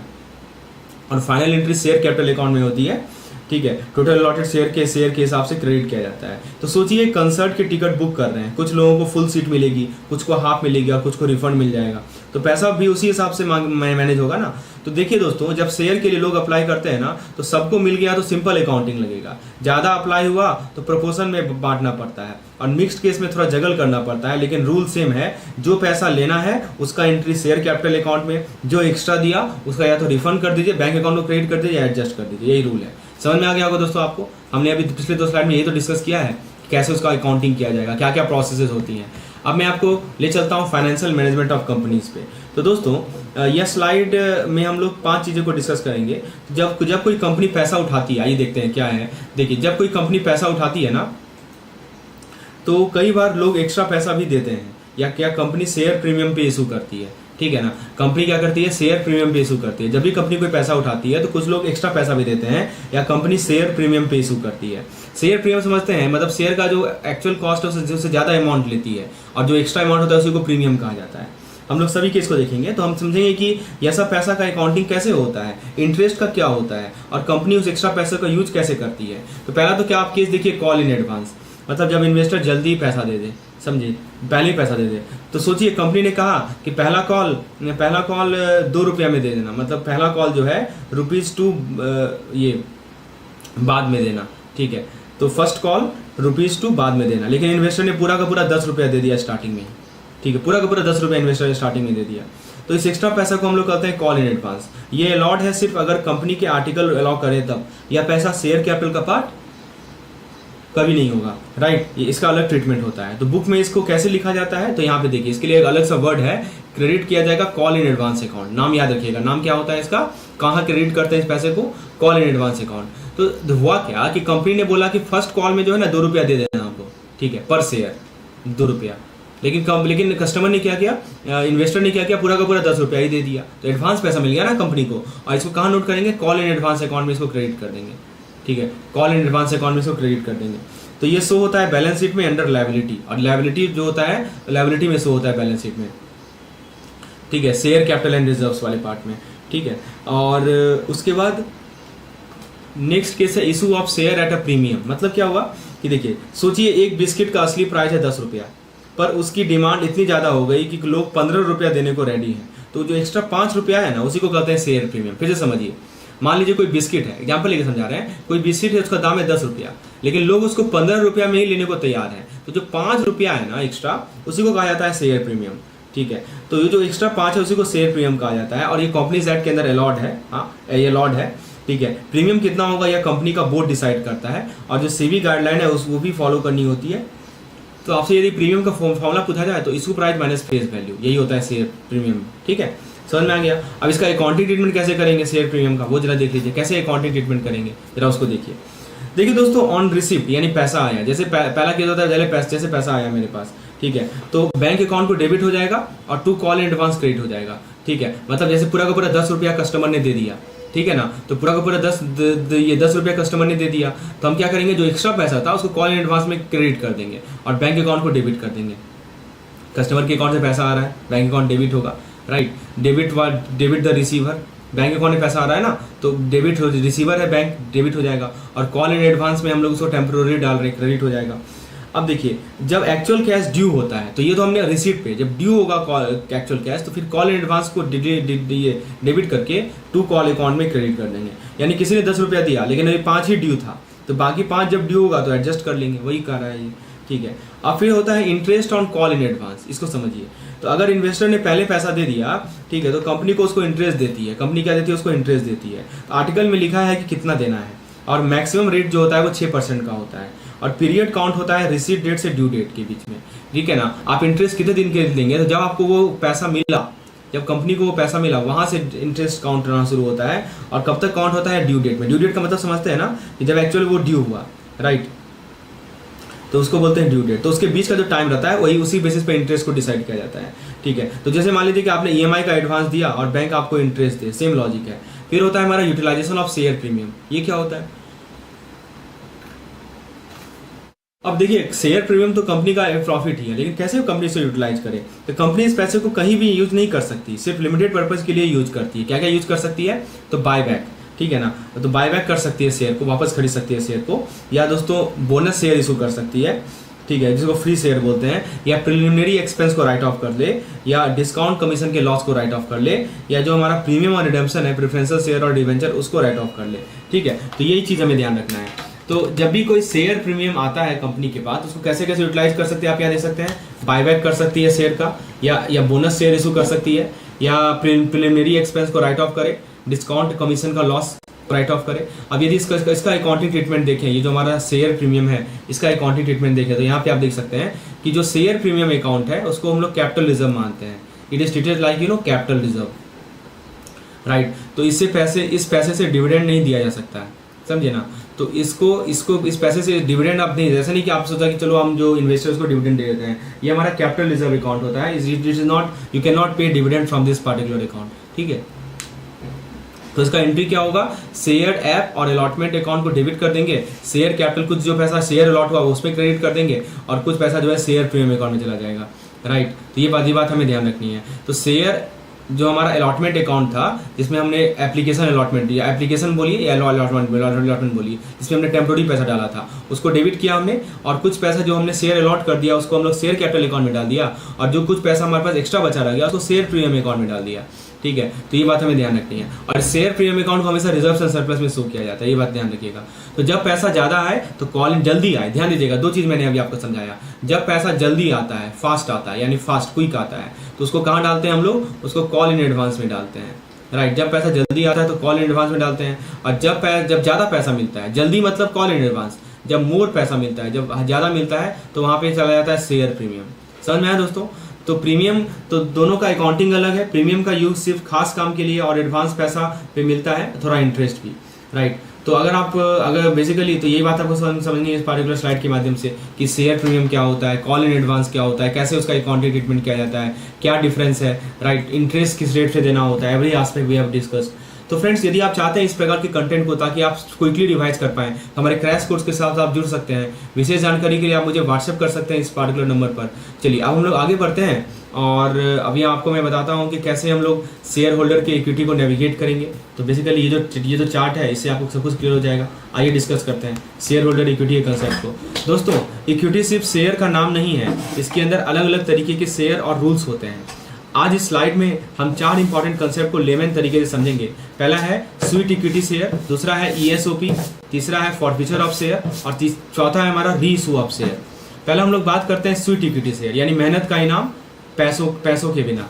देखिए, समझिए, एक एम्प्लॉय या डायरेक्टर ने कंपनी के लिए कुछ बड़ा किया, जैसे कोई मान लीजिए पेटेंट बनाया या कोई नई टेक्नोलॉजी डेवलप की, तो उसका रिवार्ड कंपनी पैसों से नहीं बल्कि शेयर से देता है। इसी को बोलते हैं हम लोग स्वीट इक्विटी शेयर। इसके रूल्स एंड कंडीशन क्या है? एज पर सेक्शन 54 कहता है कि दोस्तों कि स्पेशल रिजोल्यूशन पास करना जरूरी होता है, राइट। यानी दोस्तों, पैसा नहीं लगता, बस सिर्फ डायरेक्टर या एम्प्लॉय को दिए जाते हैं। किसको दिए जाते हैं? या तो डायरेक्टर को दिए जाएंगे या एम्प्लॉय को दिए जाएंगे। ये चीज़ पहले से ध्यान रखना है। दूसरा चीज़ क्या बताना है कि इसमें क्या होता है कि पैसा नहीं लगता, बस नो हाउ या इंटेलेक्चुअल वैल्यू के बदले में मिलता है, ये, ठीक है। और इसमें स्पेशल रिजोल्यूशन जो है पास कराना होता है। आप यहाँ पे देखेंगे स्पेशल रिजोल्यूशन इज पास्ड। तो इसमें क्या होता है कि स्पेसिफाई करना पड़ता है, हमें क्लियरली स्पेसिफाई करना पड़ता है। क्या स्पेसिफाई करना पड़ता है? कि नंबर ऑफ शेयर कितने हैं, ठीक है, मार्केट प्राइस कितना है, किस किस को दिया जा रहा है ये चीज़, ठीक है, ये सब स्पेसिफाई करना होगा। Number of share how much, market price कितना है, किस किस को दिया जा रहा है। अब देखिए, दो चीज़ें हो सकती हैं। या तो लिस्टेड कंपनी होंगी, यदि लिस्टेड कंपनी है तो सेबी का रूल फॉलो करेगी, और यदि अनलिस्टेड कंपनी है तो अपने ही रूल फॉलो करते हैं, राइट। तो ये दो तरह की कंपनियाँ होती हैं।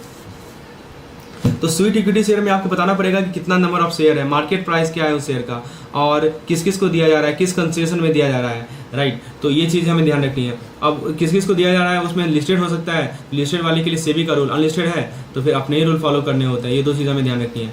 अब देखिए, इसमें राइट की बात कर लें। इसमें एक और पॉइंट है, राइट बताया जा रहा है। तो same as regular equity share, यानी कि रैंक पारी पासू समझते हैं ना, मतलब कि बराबर राइट है। तो यह शेयर बोलता है कि तुम्हारे दिमाग और डेडिकेशन की कीमत हम शेयर से चुकाते हैं, समझे ना। तो बेसिकली पेटेंट है तो उसको कीमत कैसे चुका रहा है? शेयर चुका रहा है।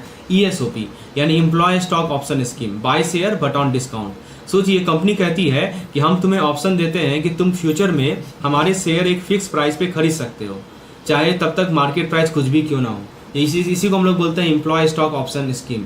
तो बेसिकली इसका इंपॉर्टेंट पॉइंट याद रखिएगा कि एक राइट मिलता है, ऑब्लिगेशन नहीं, समझे ना। आप चाहें तो एक्सरसाइज करें या ना करें, आप पे डिपेंड करता है, लेकिन एक राइट आपको मिलता है, आप कर सकते हैं। और फिक्स टाइम के अंदर ही ऑप्शन वैलिड होते हैं, मतलब इसका टाइम पीरियड भी फिक्स है। और सेबी रूल यहाँ पे अप्लाई होता है, security and exchange board of India का रूल यहाँ पे अप्लाई होगा। और दोस्तों, अगर कंपनी लिस्टेड है तो हमने एक यदि हम सिंपल में इसको रिवाइज करा है, ESOP का मतलब क्या होता है? सबसे पहले कि आपको लॉयल्टी रिवार्ड मिल रहा है, you are getting loyalty reward, plus in addition to the loyalty reward आपको फ्यूचर में प्रॉफिट के चांस भी मिल रहे हैं। नहीं मिल रहे हैं आपको, फ्यूचर में हो सकता है प्रॉफिट, फ्यूचर में प्रॉफिट का भी चांस मिल रहा है। 2 चीज़ें ESOP। अब एक होता है फॉरफीचर ऑफ शेयर। ये क्या होता है समझिए दोस्तों, अगर किसी ने शेयर लिए पर पैसा नहीं दिया डिस्पाइट रिमाइंडर, तो कंपनी कह देती है कि शेयर ले जाते हैं वापस, इसी को बोलते हैं फॉरफीचर। मान लीजिए कंपनी किसी ने शेयर ले लिया लेकिन पैसा दिया ही नहीं वापस, तो कंपनी क्या करेगी? वापस से शेयर ले लेगी, ठीक है। तो इसमें क्या है कि मिनिमम 14 डेज का नोटिस दिया जाता है, ठीक है। और फिर उसके बाद दोस्तों बोर्ड रिजोल्यूशन पास करना पड़ता है, नाम हटा दिया जाता है शेयर होल्डर रजिस्टर से, और जो पैसा दिया था वो भी फॉरफिट हो जाता है। अब मान लीजिए, बताइए इसका अकाउंटिंग एंट्री कैसे करेंगे? फॉरफिटर समझ में आ गया ना आपको, कि मतलब मान लीजिए कि कोई अपना किसी ने शेयर ले लिया लेकिन पैसा दिया ही नहीं, ठीक है, तो उसको बोलते हैं फॉरफिचर। 14 डेज का नोटिस देते हैं उसको। तो देखिए इसमें करेंगे क्या कि हमने वहां पे जब देखिए जब शेयर हम दे रहे थे तो इस शेयर कैपिटल अकाउंट को हम लोग क्रेडिट किया था, अब उसी अकाउंट को हम डेबिट कर देंगे, ठीक है। और एक कॉल इन एरियर अकाउंट है उसमें क्रेडिट कर देंगे, या फॉरफिटेड शेयर अकाउंट में क्रेडिट कर देंगे। ऐसे सोचिए कि आपने किराए पे रूम लिया और किराया ना दिया, तो ऑनर क्या करेगा? आपका सामान निकाल देगा ना। वही कंसेप्ट यहाँ पे है। आपने शेयर कैपिटल अकाउंट को पहले क्रेडिट किया था जब आपका शेयर अलॉटमेंट हुआ था, लेकिन अब आप चूंकि शेयर का पैसा नहीं चुका रहे हैं तो वही अकाउंट डेबिट हो जाएगा और कॉल इन एरियर और फॉरफिटेड शेयर अकाउंट क्रेडिट हो जाएगा। तो ये तीसरा केस था, इसमें हमने डिस्कस किया कि हमारा जो कॉल इन ये जैसे फॉरफिचर ऑफ शेयर। अब चौथा एक केस होता है जहाँ पे री इशू ऑफ शेयर होता है, मतलब जब शेयर पहले किसी से वापस लिया यानी फॉरफिट हो गया, उनको कंपनी फिर से नए पर्सन को इशू करती है। फिर से मैं रिपीट कर रहा हूँ, यानी दोस्तों जो शेयर वापस लिए थे उनको फिर से बेचना, ठीक है। तो अभी हमने फॉरफीचर में शेयर वापस ले लिया, उसको फिर से आप बेचें, इसको बोलते हैं री इशू, ठीक है। तो री इशू का प्राइस क्या है, फेस वैल्यू एरियर के नीचे हो सकती है। देखिए लिखा है ना कि री इशू का प्राइस जो है वो फेस वैल्यू, राइट, एरियर के नीचे नहीं हो सकती है। तो यहाँ पे हम लोग री इशू की बात कर रहे हैं। तो री इशू का मतलब कि जो शेयर पहले किसी से वापस लिया यानी फॉरफिट हो चुका है, राइट, आपने शेयर पहले किसी से वापस ले चुका है यानी आपने फॉरफिट कर लिया है शेयर, उसको कंपनी फिर से किसी नए पर्सन को इशू करती है। तो री इशू प्राइस जो होता है फेस वैल्यू एरियर के नीचे नहीं हो सकता, पहला पॉइंट याद रखिएगा। Reissue cannot be below the arrear और अनपेड अमाउंट, रिमेंबर इट। और जो भी एक्स्ट्रा पैसा बचे वो जाता है कैपिटल रिजर्व में, excess amount go to the capital reserve. मैं एग्जांपल लेके समझाता हूँ। जैसे मान लीजिए फेस वैल्यू है 100 रुपीज़, एरियर है, एरियर मान लीजिए कि 40 रुपया है, ठीक है। तो री इशू मान लीजिए री इशू प्राइस है 180 रुपीज़, राइट। तो री इशू आप मान लीजिए 80 रुपया पे कर रहे हैं, तो टोटल कितना हो गया, टोटल 140 नहीं हो गया, राइट। तो जो एक्स्ट्रा 40 रुपया है, राइट, वो कहाँ चला जाएगा, कैपिटल रिजर्व में, समझे। तो जो एक्स्ट्रा पैसा बचता है वो जाता है कैपिटल रिजर्व में। तो अब इसका एंट्री कैसे होगा, फिर से समझिए। देखिए वो क्या रहा है कि यहाँ पे फेस वैल्यू था 100 रुपीज़, ठीक है, शेयर का, और एरियर है 40 रुपया, राइट। एरियर आपको समझ में आ गया, एरियर का मतलब क्या होता है कि फेस राइट, जो हमारा री इशू प्राइस है वो फेस वैल्यू माइनस एरियर के नीचे नहीं जा सकता है, right. So not below unpaid amount which is the arrear. Arrear है 40 रुपया, आप मान लीजिए उसी शेयर को जो कि 100 रुपया का था आप उसे 80 रुपया में री इशू कर रहे हैं, राइट। तो टोटल कितना हो गया, 100 प्लस 40, यहाँ देखिए 140, इन दोनों को ऐड कीजिए, ठीक है। तो कैपिटल प्रॉफिट कितना हुआ आपको, 40 रुपये का प्रॉफिट हुआ, राइट। तो ये आपका कैपिटल रिजर्व में जाएगा। तो बैंक अकाउंट को आप डेबिट कर लेंगे 80 रुपये से, क्योंकि आपका जो री इशू प्राइस है आपने इतना ही पैसा लिया है ना, तो बैंक में पैसा आ रहा है तो डेबिट द रिसीवर, तो बैंक अकाउंट डेबिट हो जाएगा 80 रुपये से। और जो हमारा 60 रुपया है, राइट, तो 60 रुपीज़, क्योंकि एरियर 40 का है, फेस वैल्यू 100 का है, तो आपने इतना पैसा वापस किया तो 60 रुपया जो है फॉरफिट हो गया ना, फॉरफिट हो गया। तो 60 रुपया आपका फॉरफिटेड शेयर अकाउंट में रहेगा, ठीक है। और जो हमारा शेयर कैपिटल है उसमें कितना जाएगा, उसमें 100 रुपया जाएगा, राइट। और कैपिटल रिजर्व अकाउंट में हमारा कितना जाएगा, 40 रुपया जाएगा। तो और फॉरफिटेड शेयर अकाउंट को भी हम लोग डेबिट करेंगे 60 से, राइट। फॉरफिटेड शेयर अकाउंट को भी, क्योंकि ये पैसा जो है फॉरफिट हो गया है, ये भी एक तरह से समझिए कि पैसा आया ही है, राइट। तो अल्टीमेटली टोटल 140 हुआ और उसी का क्रेडिट पार्ट है। तो ये चीज़ ध्यान रखना है, ओल्ड शेयर को नई लाइफ मिलती है पर नए तरीके से। तो एक बार हमने क्या क्या पढ़ा अभी मैंने आपको बताया स्वीट इक्विटी। तो स्वीट इक्विटी मतलब क्या होता है कि आपको शेयर मिल रहा है, अपने मेहनत का शेयर मिल रहा है, इसी को बोलते हैं हम लोग स्वीट इक्विटी। फिर हमने अभी आपको ESOP के बारे में बताया। ESOP का मतलब होता है कि option to buy share later. आपके पास एक ऑप्शन होता है कि आप शेयर को बाद में खरीद सकते हैं, बाय शेयर लेटर, इसको बोलते हैं ESOP। फिर मैंने आपको फॉरफीचर समझाया। फॉरफीचर क्या होता है कि बेसिकली शेयर छीन लेना फॉर नॉन पेमेंट।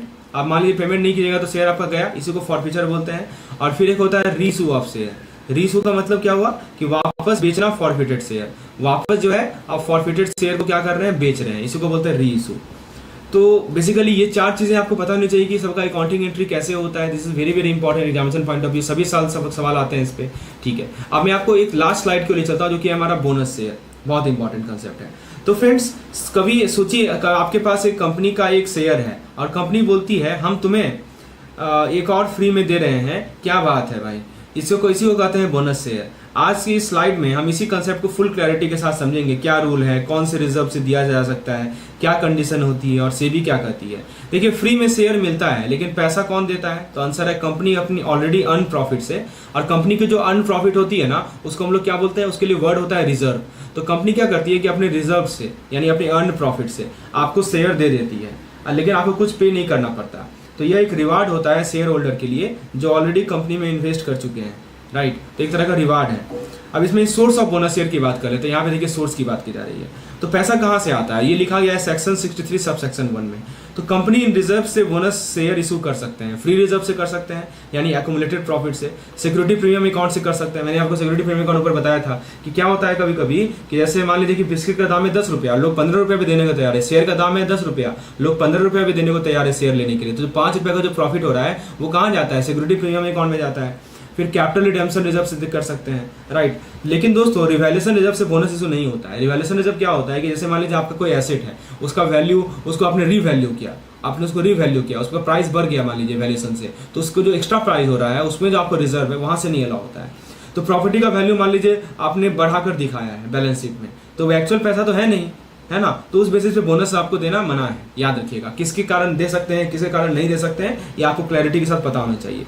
चलिए उसके बाद दोस्तों बोनस इशू के बारे में कुछ और पॉइंट्स हैं, आप यहाँ पे देख सकते हैं नीचे, यहाँ पे देखिए क्या है कि AOA यानी आर्टिकल ऑफ एसोसिएशन, शायद यहाँ पे लिखा है, जस्ट वेट अ मिनट। हाँ देखिए, कंडीशन फॉर बोनस इशू, कुछ कंडीशन है। आर्टिकल ऑफ एसोसिएशन में परमिशन मिलनी चाहिए, परमिशन होनी चाहिए, बोर्ड ने रिकमेंड किया हो और जनरल मीटिंग में अप्रूवल मिला हो तभी दे सकते हैं। नो डिफॉल्ट, हाँ कंपनी को कोई डिफॉल्ट नहीं होना चाहिए। FD का interest, provident fund, gratuity, bonus due, कहीं कोई डिफॉल्ट नहीं होना चाहिए। एक और चीज याद रखिएगा कि जो हमारा पार्टली पेड फुल शेयर है, पार्टली पेड शेयर है, तो पहले फुल पेड बनाना पड़ता है ना। तो जो पार्टली पेड शेयर है वो पहले फुल पेड बनाइए और तब जाके इसको कीजिए। और सेबी गाइडलाइन फॉलो करनी पड़ेगी अगर आप लिस्टेड कंपनी है तो। जो भी लिस्टेड कंपनी है उनको सेबी की जो गाइडलाइन है वो फॉलो करनी पड़ती है। और बोनस के बदले डिविडेंड नहीं दे सकते, याद रखिएगा। ऐसे नहीं कि आप सोचिए कि चलो बोनस नहीं देके हम डिविडेंड दे देते हैं, तो सब्सिशन अलाउड नहीं है। तो बोनस तभी मिलेगा जब कंपनी की फाइनेंशियल हेल्थ अच्छी हो और लीगल रूल प्रॉपर्ली फॉलो हो रही हो, तभी बोनस मिलता है। फिर एक आता है हमारा रिजर्व यूटिलाइजेशन ऑर्डर, ठीक है, यहाँ पे देखिए राइट साइड में आप बॉटम में देखेंगे रिजर्व यूटिलाइजेशन ऑर्डर। इसका मतलब क्या होता है कि पहले कौन सा रिजर्व यूज करना है। तो बोनस इशू करते हुए मैंने आपको बहुत सारा रिजर्व बताया था ऊपर, देखिए यहाँ लिखा है free reserve, security premium account, capital redemption reserve. तो कौन सा रिजर्व पहले यूज करना है वो देखिए। तो बोनस इशू करते वक्त रिजर्व का ऑर्डर होता है, पहले आप कैपिटल रिडेम्पशन अकाउंट रिजर्व को यूज कीजिएगा, फिर आप शेयर प्रीमियम को यूज कीजिएगा और फिर आप कैपिटल रिजर्व को यूज कीजिएगा, समझे। तो ये ऑर्डर होता है, समझे। तो कैपिटल रिडेम्पशन रिजर्व पहले यूज होगा, तो और उसके बाद आता है हमारा सिंकिंग फंड, जनरल रिजर्व या प्रॉफिट एंड लॉस अकाउंट, समझे। तो ये ऑर्डर होता है, पहले हम लोग capital redemption, capital reserve, share premium और कैपिटल रिडेम्पशन रिजर्व, फिर उसके बाद हमारा आता है sinking fund, right, general reserve, profit and loss account. तो कंपनी को ये ऑर्डर और एक्सटेंड क्लियरली मेंशन करना पड़ता है किस ऑर्डर में कहाँ से पैसा आ रहा है। अच्छा, एक और चीज़ याद रखिए कि सेबी का गाइडलाइन क्या कहता है बोनस शेयर के रिगार्डिंग।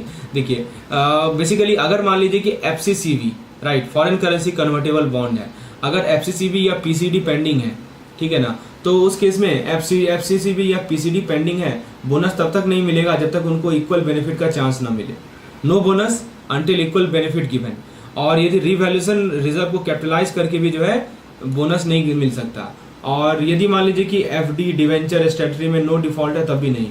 अगर share holder approval not require to within 15 days issue हो जाना चाहिए, राइट। If share holder approval not needed issue within 15 day.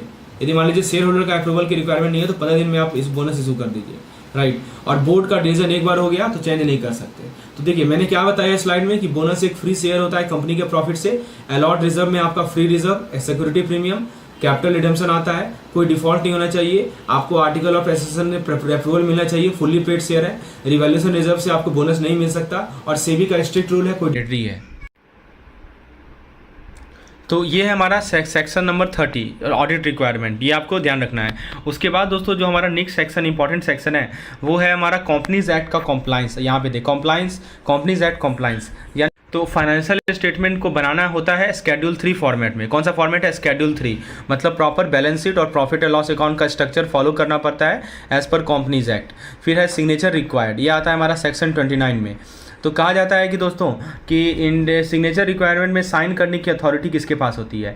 तो इंडियन बैंक में मैनेजर प्लस 3 डायरेक्टर, अगर डायरेक्टर कम है तो सबको साइन करना होगा, ठीक है। और उसके बाद फॉरेन बैंक में मैनेजर प्लस एजेंट जो कि इंडिया में अपॉइंटेड हो। और यह रूल अप्लाई होता है हर कैटेगरी के बैंक पे, चाहे वो नेशनलाइज हो, SBI, RRB, PFB, हमारा जो SFB होता है स्मॉल फाइनेंस बैंक होता है या पेमेंट बैंक होता है, सब पे ही अप्लाई होता है। अच्छा, फिर आता है हमारा सबमिशन टू अकाउंट। यहाँ पे एक पॉइंट आप देखेंगे, सबमिशन ऑफ अकाउंट। तो ये देखिए आपको सेक्शन भी पता होना चाहिए, ये अकाउंट सबमिट करने का भी एक स्ट्रिक्ट रूल है। 3 कॉपीज होना चाहिए, बैलेंस शीट का, प्रॉफिट एंड लॉस अकाउंट का और ऑडिट रिपोर्ट का। ये सबमिट करनी होती है RBI को विदिन 3 मंथ।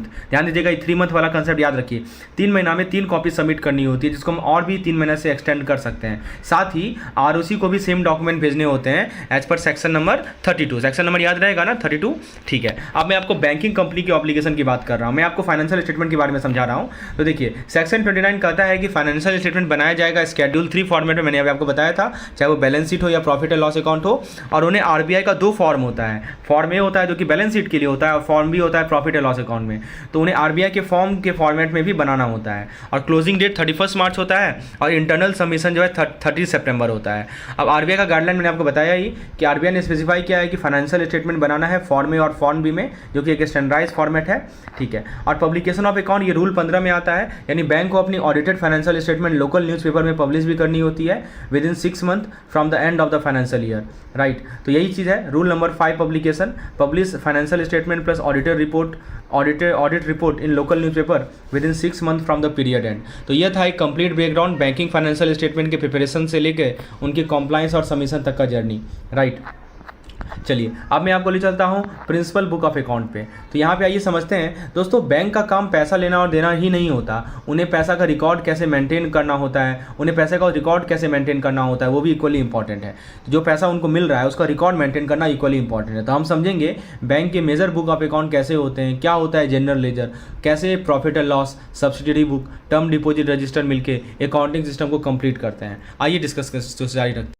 तो फ्रेंड्स सबसे पहले मैं आपको ले चलता हूँ जनरल लेजर की ओर। जनरल लेजर को आप यहाँ समझिए। देखिए दोस्तों, सबसे पहले बात करते हैं जनरल लेजर की। यह एक सेंट्रल बुक होता है जहाँ सब कुछ रिकॉर्ड होता है। तो देखिए यहाँ पे कंट्रोल अकाउंट होते हैं, जैसे कि आपके पर्सनल लेजर हो गए, प्रॉफिट एंड लॉस हो गया, एसेट्स एंड लायबिलिटी हो गया, ये कंट्रोल अकाउंट है। जैसे letter of credit, bill for collection या गारंटी, जिनको कोई डायरेक्ट एसेट या लायबिलिटी अफेक्ट नहीं होता, ठीक है, जिनका कोई डायरेक्ट एसेट या लायबिलिटी अफेक्ट नहीं होता, बस सर्विस ट्रैकिंग के लिए रिकॉर्ड होता है, इसको हम लोग बोलते हैं जनरल लेजर, ठीक है। फिर होता है हमारा प्रॉफिट एंड लॉस लेजर। ये क्या होता है, देखिए इस लेजर में बैंक के इनकम और एक्सपेंस का कंप्लीट समरी आता है। बैंक का इनकम क्या है, बैंक का एक्सपेंस क्या है, उसका कंप्लीट समरी आता है। कुछ बैंक इसे डायरेक्टली जीएल में यानी जनरल लेजर में मेंटेन करते हैं, और कुछ अलग से कॉलमनर या वाउचर बेस्ड बुक में समरी निकालते हैं। और एक और चीज़ देखिए कि जो प्रॉफिट एंड लॉस है उसके रिकॉर्ड जनरल लेजर में हो सकते हैं या सब्सिडरी लेजर में डिटेल होते हैं। तो यह डेटा होता है मैनेजरियल यूज के लिए ग्रैनुलर फॉर्मेट में। कौन यूज करता है, मैनेजरियल यूज करता है प्रॉफिट एंड लॉस अकाउंट। किस फॉर्मेट में, ग्रैनुलर फॉर्मेट में। जबकि पब्लिश स्टेटमेंट के लिए यह ग्रुप कैटेगरी में होता है। तो पब्लिश स्टेटमेंट के लिए ग्रुप कैटेगरी में और मैनेजरियल यूज के लिए ग्रैनुलर फॉर्मेट में होता है, ठीक है। समझ में आया दोस्तों। तो प्रॉफिट एंड लॉस के रिकॉर्ड जनरल लेजर में हो सकते हैं या सब्सिडरी लेजर में डिटेल होते हैं, ठीक है। तो कुछ बैंक इसे डायरेक्ट जनरल लेजर में मेंटेन करते हैं और कुछ अलग से कॉलमनर या वाउचर बेस्ड बुक में समरी निकालते हैं, राइट। तो ये हो गया हमारा प्रॉफिट एंड लॉस, और मैंने आपको जनरल लेजर समझाया ही, राइट। तो जनरल लेजर में हमने क्या देखा था कि यह सेंट्रल बुक होती है जहाँ सब कुछ रिकॉर्ड होता है, राइट, जिनका कोई एसेट्स लायबिलिटी का इफेक्ट नहीं होता, बस सर्विसिंग ट्रैक के लिए होता है। जैसे आपको पता है ना, लेटर ऑफ क्रेडिट हो गया, बिल फॉर कलेक्शन हो गया, ये सब कॉन्ट्रा अकाउंट होता है, और एक होता है कंट्रोल अकाउंट। तो दो तरह के अकाउंट होते हैं, कॉन्ट्रा अकाउंट जिसमें personal ledger, profit and loss और एसेट्स एंड लायबिलिटी आता है, और एक कॉन्ट्रा अकाउंट होता है। पूछा जा सकता है कि कॉन्ट्रा अकाउंट क्या होता है। अब देखिए यहाँ पे बताया जा रहा है। अब हम आते हैं आपको सब्सिडरी बुक की ओर। तो सब्सिडरी बुक में भी आप देखेंगे कि एक आपका करंट कंट्रोल अकाउंट होगा। तो यह होता है डिटेल्ड अकाउंट रिकॉर्ड, जैसे सेविंग हो गया, हमारा करंट हो गया, रिकरिंग डिपॉजिट हो गया। इसके लिए अलग अलग लेजर होते हैं जिसमें हर कस्टमर का अपना सेपरेट पेज होता है। और लोन अकाउंट के लिए भी, जैसे कि cash credit, term loan, bills, guarantee, overdraft, सब मेंटेन किए जाते हैं। और यह सब लिंक होते हैं कंट्रोल अकाउंट से इन द जीएल। किससे लिंक होते हैं, ये कंट्रोल अकाउंट से लिंक होते हैं इन द जनरल लेजर। फिर होता है हमारा टर्म डिपॉजिट रजिस्टर। तो देखिए यह स्पेशल बुक होती है जिसमें टर्म डिपॉजिट और उनके डेरिवेटिव का रिकॉर्ड होता है। दो चीज़ें हैं, पहला है टर्म डिपॉजिट और दूसरा है उसके डेरिवेटिव, इन दोनों का रिकॉर्ड होता है। जैसे सर्टिफिकेट ऑफ डिपॉजिट हो गया, तो यह record tenor, rate of interest के बेसिस पे मेंटेन होता है और पोस्टिंग वाउचर से समराइज होकर लेजर में जाता है। सो फ्रेंड्स, हमने अभी बात की टर्म डिपॉजिट रजिस्टर की। तो ये स्पेशल बुक होती है जिसमें टर्म डिपॉजिट और उनके डेरिवेटिव का रिकॉर्ड होता है, राइट। तो इसमें दिखा हुआ है ना, it covers term deposit and their derivative. अब डेरिवेटिव में क्या हो सकता है आपको पता ही होगा, सर्टिफिकेट ऑफ, ये हमारा कॉल डिपॉजिट्स एंड सीडीज, ठीक है। और ये क्या करता है कि ये रिकॉर्ड करता है टेनर को, यानी उसका समय क्या है, इंटरेस्ट रेट क्या है, इसके बेसिस पे ये मेंटेन होता है टर्म डिपॉजिट रजिस्टर। और पोस्टिंग वाउचर से समराइज होकर लेजर में जाता है, पता ही होगा आपको, ठीक है। समराइज होकर ये वाउचर शीट में जाता है। तो ये होता है हमारा टर्म डिपॉजिट रजिस्टर। फिर एक होता है हमारा वाउचर समरी शीट। तो ये क्या है, इंटरनल कंट्रोल मैकेनिज्म है, राइट। तो यह बैंक स्टाफ ने प्रिपेयर किया होता है जो वाउचर बनाते हैं। फिर एक इंडिपेंडेंट स्टाफ उसे वेरीफाई करता है ताकि ट्रांसपेरेंसी और क्रॉस चेकिंग बनी रहे। तो देखिए हमने यहाँ पे वाउचर समरी शीट देखा। तो ये थे major books of account, term deposit register, subsidiary book, फिर उसके बाद हमने देखा प्रॉफिट एंड लॉस लेजर, और फिर हमने देखा जनरल लेजर, राइट। तो ये थे परफेक्ट फाइनेंशियल सिस्टम के लिए हर बुक का अपना इंपॉर्टेंट रोल है, राइट। चलिए अब मैं आपको अगले स्लाइड की ओर ले चलता हूँ और अगले स्लाइड में हम लोग देखेंगे comprehensive bill and registered management system. तो दोस्तों बैंकिंग में सिर्फ पैसा लेना देना ही नहीं, डॉक्यूमेंट्स बिल ड्राफ्ट उनके रजिस्टर का प्रॉपर रिकॉर्ड मेंटेन करना भी उतना ही इंपॉर्टेंट है। चलिए आज समझते हैं कैसे बिल रजिस्टर मैनेज किए जाते हैं इन स्ट्रक्चर एंड प्रोफेशनल वे। तो देखिए बिल रजिस्टर क्या होता है, यहाँ पे आप राइट साइड में देख सकते हैं। तो देखिए सबसे पहले बात करते हैं बिल रजिस्टर की। अलग अलग रजिस्टर होते हैं for different types of bill. Purchase के लिए अलग रजिस्टर होगा, इनवार्ड के लिए अलग होगा, आउटवार्ड के लिए अलग रजिस्टर होगा, ठीक है। तो अब देखिए परचेज बिल है उसके लिए अलग रजिस्टर है। सो फ्रेंड्स अलग अलग रजिस्टर होते हैं अलग अलग बिल के लिए, परचेज बिल के लिए, इनवार्ड बिल के लिए, आउटवार्ड बिल के लिए। डेली एंट्री होती है इसमें, पार्टी वाइज डिटेल भी मेंटेन होता है जिससे पता चलता है कि किस कस्टमर ने कितने बिल परचेज या डिस्काउंट करवाए। इसका पर्पज़ यही है कि हम लिमिट को ट्रैक करें, एक्सेस फाइनेंसिंग को अवॉइड करें और डेली वाउचर प्रिपेयर करें डे बुक के लिए। अब मैं आपको यहाँ समझाता हूँ कि separate register for different bill. यहाँ देखिए separate register for different bill. अब क्या होता है दोस्तों, एक ही रजिस्टर में सब मिक्स नहीं होता है। बैंक मेंटेन करती है सेपरेट रजिस्टर बिल परचेज के लिए, इनवार्ड बिल के लिए, आउटवार्ड। तो सेपरेट रजिस्टर प्रिपेयर होता है सब तरह के बिल के लिए। अब एक होता है हमारा मार्किंग ऑफ अनरियलाइज, रियलाइज और रिटर्न बिल। सो ये क्या होता है मार्किंग ऑफ रियलाइज और रिटर्न बिल। तो देखिए जब बिल रियलाइज या रिटर्न हो जाता है ना तो उसे रजिस्टर में मार्क किया जाता है। इसका डेली समरी एक अलग रजिस्टर में जाता है और फिर उसके वाउचर पोस्ट किए जाते हैं डे बुक में। तो ठीक है यहाँ समझिए, जब बिल आपने रियलाइज कर लिया, रियलाइज समझते हैं ना, बिल रियलाइज हो गया या बिल रिटर्न हो गया तो उसका रजिस्टर में मार्क कर दिया जाता है। इसका डेली समरी एक अलग रजिस्टर में जाता है और फिर उसके वाउचर पोस्ट किए जाते हैं डे बुक में, ठीक है। और फिर एक केस है हमारा ड्राफ्ट इशूड। ड्राफ्ट इशूड क्या है आप यहाँ पे देख सकते हैं। ये देखिए इसमें क्या होता है दोस्तों कि बैंक ड्राफ्ट इशू होने पर भी एक प्रॉपर रजिस्टर मेंटेन होता है। तो यह ड्राफ्ट हो सकते हैं किसी ब्रांच या फॉरेन कॉरेस्पॉन्डेंट के लिए हो। ड्राफ्ट रजिस्टर होता है based on draft advice preparation, specific customer basis, या दोस्तों ड्राफ्ट अमाउंट रेंज, जैसे हो सकता है 1 लाख से कम हो, 1 से 10 लाख हो, या 10 से 100 लाख के बीच में हो। अच्छा एक होता है हमारा party wise detail for bill purchase और डिस्काउंटेड। तो पार्टी वाइज डिटेल हमेशा मेंटेन होती है। ये हमारा कहाँ होता है, नॉर्मल लेजर फॉर्म में होता है। साथ ही कस्टमर के सैंक्शन लिमिट का भी रिकॉर्ड रखा जाता है ताकि लिमिट क्रॉस ना हो, ठीक है। इसको बोलते हैं बिल परचेज और बिल डिस्काउंटेड। और फिर होता है आउटस्टैंडिंग एंट्री। तो दोस्तों आउटस्टैंडिंग एंट्री क्या होता है कि यह समरी किए जाते हैं इंटरवल वाइज और लिंक होते हैं कंट्रोल अकाउंट से। तो ये तो हो गया। और फिर 7th पॉइंट है आपका, वो है ऑदर रजिस्टर। ऑदर रजिस्टर में क्या होता है देखिए, तो ये रजिस्टर काम आते हैं एज सपोर्टिंग डॉक्यूमेंट जिनसे जिनसे बैलेंस को बैकअप मिलता है, लेकिन ये फॉर्मल बुक ऑफ अकाउंट का पार्ट नहीं होता है, समझे ना। तो जो ऑदर रजिस्टर या ऑदर रिकॉर्ड है तो ये रजिस्टर काम कहाँ आते हैं, सपोर्टिंग डॉक्यूमेंट के लिए काम आते हैं जिससे एंट्रीज और बैलेंस को बैकअप मिलता है। तो दोस्तों तो इस तरीके से बैंक मेंटेन करते हैं एक structured network of register and record जिनसे न सिर्फ ट्रांसपेरेंसी बनती है, ऑडिटिंग और रिपोर्टिंग भी ईजी होती है। हर बिल का रिकॉर्ड, हर ड्राफ्ट को ट्रैक, सब कुछ सिस्टमेटिक और वेरीफाइड होता है। तो दोस्तों आप यदि इस तरह का ब्रेकआउट चाहते हैं सभी चैप्टर के लिए तो हमारा क्रैश कोर्स आपके लिए बेनिफिशियल होगा। इस क्रैश कोर्स में मैंने ट्राई किया है कि हर एक वो इंपॉर्टेंट पॉइंट, यदि आपके पास समय कम है, आप सोच रहे हैं कितना वॉल्यूमिनस सिलेबस है, कैसे से कवर करें, तो क्रैश कोर्स इसी का सॉल्यूशन है दोस्तों। आपको केवल वही कवर किया जा रहा है जिससे सवाल पिछले 4 साल में आ चुके हैं, यानी पिछले 8 पेपर का ब्रेकडाउन है आपके पास, जिसको आप यदि अच्छे से रिवाइज कर लेते हैं। इस पर आप एमसीक्यूज, केवल रिवीजन ही नहीं, आपको इस पर एमसीक्यूज भी मिलता है। किस फॉर्मेट में, क्विज फॉर्मेट में, क्योंकि आप कहीं भी हो बैठे बैठे क्विज लगा सकते हैं, राइट। आप देख सकते हैं कि आपने कितना सही किया, कितना गलत किया, जो गलत किया उसका सही आंसर क्या है, आप उसको बार बार भी दे सकते हैं। तो विशेष जानकारी के लिए आप मुझे व्हाट्सएप कर सकते हैं, डिस्क्रिप्शन में जाइए, वहाँ पे नंबर अवेलेबल है 8292857381। चलिए अपने डिस्कशन को जारी रखते हैं। और दोस्तों बैलेंस शीट में एक सेक्शन होता है जो बहुत पावरफुल है, उसको हम लोग बोलते हैं रिजर्व्स एंड सरप्लस।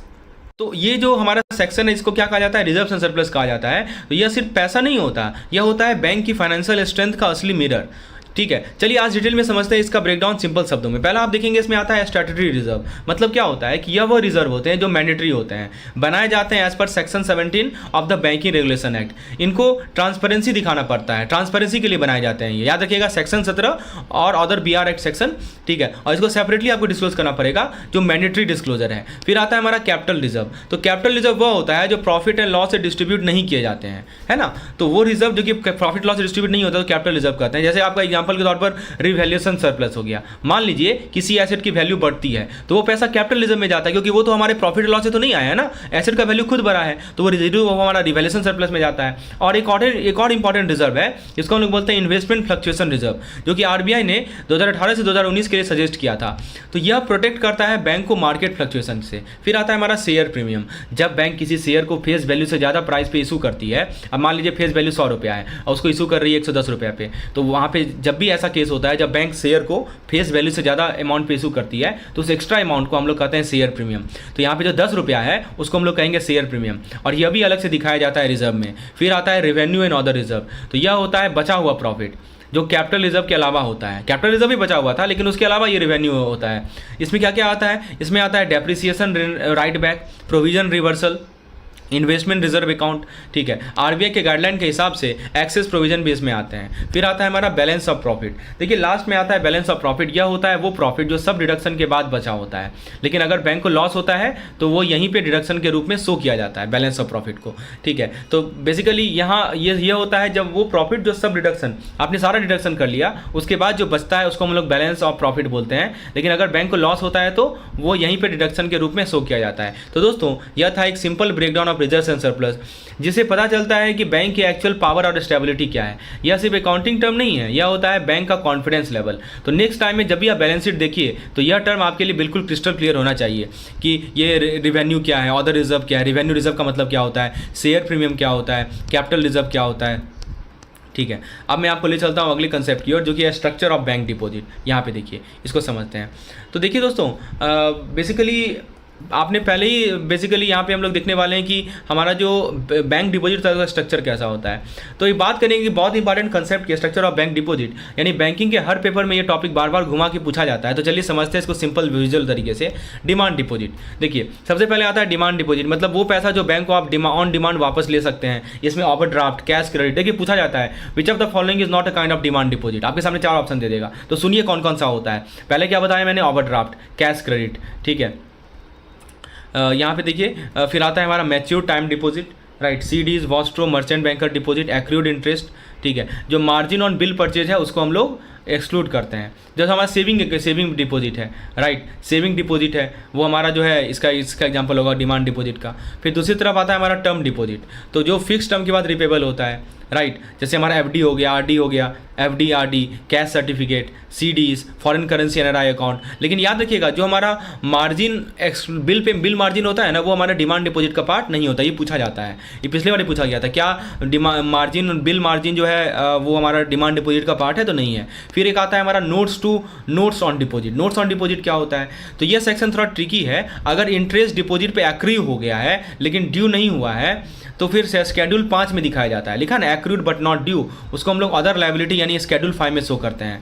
और यदि एफडी मैच्योर हो गया है तो उसको हम लोग डिमांड डिपॉजिट बन जाता है, समझे। एफडी मैच्योर हो गया तो क्या देखिए ये पूछा जाता है कि जो मैच्योर्ड एफडी है वो कैसा डिपॉजिट है, तो वो डिमांड डिपॉजिट हो गया, कभी भी मांग सकता है। लेकिन जब तक वो एफडी है, अनमैच्योर्ड है, तब तक वो टाइम डिपॉजिट रहेगा। और कुछ स्पेशल स्कीम डिपॉजिट होते हैं, जैसे कि अगर डिमांड पे रिपे नहीं होते हैं तो टर्म डिपॉजिट में जाते हैं, जब मैच्योर हो जाएंगे तो डिमांड डिपॉजिट बन जाते हैं, ठीक है। तो शेड्यूल 5 समझ में आ गया। जो इंटरेस्ट डिपॉजिट पे एक्रू है लेकिन अभी ड्यू नहीं हुआ है उसको हम लोग अदर लायबिलिटी के अंदर बैलेंस शीट में शो करते हैं। अब देखिए एक आता है deposit of branches in India. यहाँ पे देखिए बताया जा रहा है दोस्तों कि यह तो सिंपल है, जो भी डिपॉजिट इंडिया के ब्रांचेज में जाते हैं वो इस कैटेगरी में आते हैं। और आउटसाइड इंडिया में क्या होगा, तो देखिए बाहर के ब्रांचेस का क्या, तो वो deposit of branch outside India के अंदर आता है। और एक ये चीज़ याद रखिएगा, इन सभी आइटम को जोड़कर जो है टोटल डिपॉजिट से मैच होना चाहिए, ठीक है। तो यही चीज़ आपको पता होना चाहिए। तो दोस्तों यह था बैंक डिपॉजिट का कंप्लीट स्ट्रक्चर। हमने देखा डिमांड डिपॉजिट, हमने देखा टाइम डिपॉजिट, हमने देखा deposit of branches in India, deposit of branch outside India, notes on deposit, क्या क्या नोट्स लिखे जाते हैं डिपॉजिट पे। अब मैं आपको अदर लायबिलिटीज एंड प्रोविजन पे ले चलता हूँ। दोस्तों बेसिकली हम ब्रेक डाउन करेंगे एक important topic, other liability and provision. तो सबसे पहले आता है हमारा बिल्स पेबल। बिल्स पेबल का मतलब क्या हुआ कि bank draft, telegraphic transfer, pay order, ये सब बिल्स पेबल होते हैं। तो देखिए बिल्स पेबल जैसे उसका प्रोसेस क्या होता है कि जो रेमिटर बैंक है वो पैसा डिपॉजिट करता है, ड्राफ्ट इशू होता है या टेलीग्राफिक ट्रांसफर इनिशिएट होता है, बेनिफिशियरी के अकाउंट में पैसा क्रेडिट हो जाता है और इशूइंग बैंक रेमिटर को रिम्बर्स करता है, ठीक है। तो जैसे ट्रैवलर चेक हो गया, गिफ्ट चेक हो गया, वो भी बिल्स पेबल में ही कवर्ड होते हैं। तो बैलेंस शीट में जो हमारा अनकैश इंस्ट्रूमेंट को बिल पेबल के अंदर दिखाया जाता है। याद रखिएगा, uncash instrument is shown under bill payable in the balance sheet. तो बिल्स पेबल में क्या क्या बताया आपको, bank draft, telegraphic transfer, pay order, ठीक है, this all are bills payable. मतलब वो बिल, समझिए बिल्स पेबल का मतलब क्या हुआ, वो बिल जो हमें पे करना बाकी है, ठीक है। एक होता है बिल रिसीवेबल, जो हमें रिसीव करना बाकी है पैसा और इसको हमको पे करना बाकी है, ठीक है। तो जो रेमिटर बैंक है वो पैसा डिपॉजिट करता है, ड्राफ्ट इशू होते हैं या टेलीग्राफिक ट्रांसफर इनिशिएट होता है, बेनिफिशियरी के अकाउंट में पैसा क्रेडिट होता है और इशूइंग बैंक रेमिटर को रिम्बर्स कर देता है। तो ये प्रोसेस होता है हमारा बिल्स पेबल में। अब एक होता है हमारा इंटर ऑफिस एडजस्टमेंट। देखिए क्या होता है दोस्तों कि अगले सेक्शन का नाम है इंटर ऑफिस एडजस्टमेंट। तो जब बैंक के डिफरेंट ब्रांचेस के बीच कोई ट्रांजेक्शन प्रॉपर्ली सेटल नहीं होता है ना, तो उसका एक एडजस्टमेंट यहाँ पे होता है। मान लीजिए 2 ब्रांचेज हैं, उनके बीच में कोई ट्रांजेक्शन प्रॉपर्ली सेटल हुआ नहीं, तो उनका एडजस्टमेंट हम लोग इंटर ऑफिस एडजस्टमेंट में करते हैं। तो यह बैलेंस डेबिट भी हो सकता है या क्रेडिट भी हो सकता है, इसीलिए इसमें ब्रांचेस, हेड ऑफिस और इंटर ब्रांच ट्रांजेक्शन आते हैं। सिर्फ यहाँ पे याद रखिएगा कि नेट पोजीशन ही दिखाया जाता है, इंडिविजुअल ट्रांजेक्शन को यहाँ नहीं दिखाया जाता है। ये पूछा जाता है कि हमारा जो इंटर ऑफिस एडजस्टमेंट है उसमें क्या नेट प्रॉफिट दिखाया जाता है या हर एक ट्रांजेक्शन दिखाया जाता है, तो आंसर है इसका नेट प्रॉफिट। फिर एक आता है हमारा इंटरेस्ट एक्रूड। इंटरेस्ट एक्रूड क्या होता है वो समझिए। देखिए सिंपल और डायरेक्ट पॉइंट है, यह सेक्शन बताता है कि वो इंटरेस्ट जो डिपॉजिट या बोरोइंग पे एक्रूड तो हो गया है लेकिन अभी ड्यू नहीं हुआ है। मैंने बोला था ना शेड्यूल 5 में दिखाते हैं, वही चीज़ है। ऑदर्स में क्या आता है देखिए, तो देखिए यह वाला पार्ट थोड़ा सा मिक्स्ड बैग है, बहुत इंपॉर्टेंट है। इसमें टैक्स प्रोविजन आएगा, income tax, TDS, advance tax adjustment, surplus provision यानी बैड डेप्ट, depreciation in security, contingency fund. फिर हमारा आता है प्रपोज एप्रोप्रिएशन। एप्रोप्रिएशन का मतलब क्या होगा, जैसे गवर्नमेंट को डिविडेंड ट्रांसफर करना है, प्रपोज्ड है। फिर हमारा मिसलेनियस आएगा, unclaim dividend, employ deposit, security deposit, margin deposit. तो ब्लॉक्ड अमाउंट भी जो है हमारा इसी कैटेगरी में आता है, ऑदर्स के अंदर, प्रोविजन के अंदर। तो दोस्तों यह था एक crisp breakdown of other liabilities and provision. Simple language, clear understanding, और एग्जाम में 2 नंबर पक्के आपके यदि आपने यहाँ तक कवर किया है तो।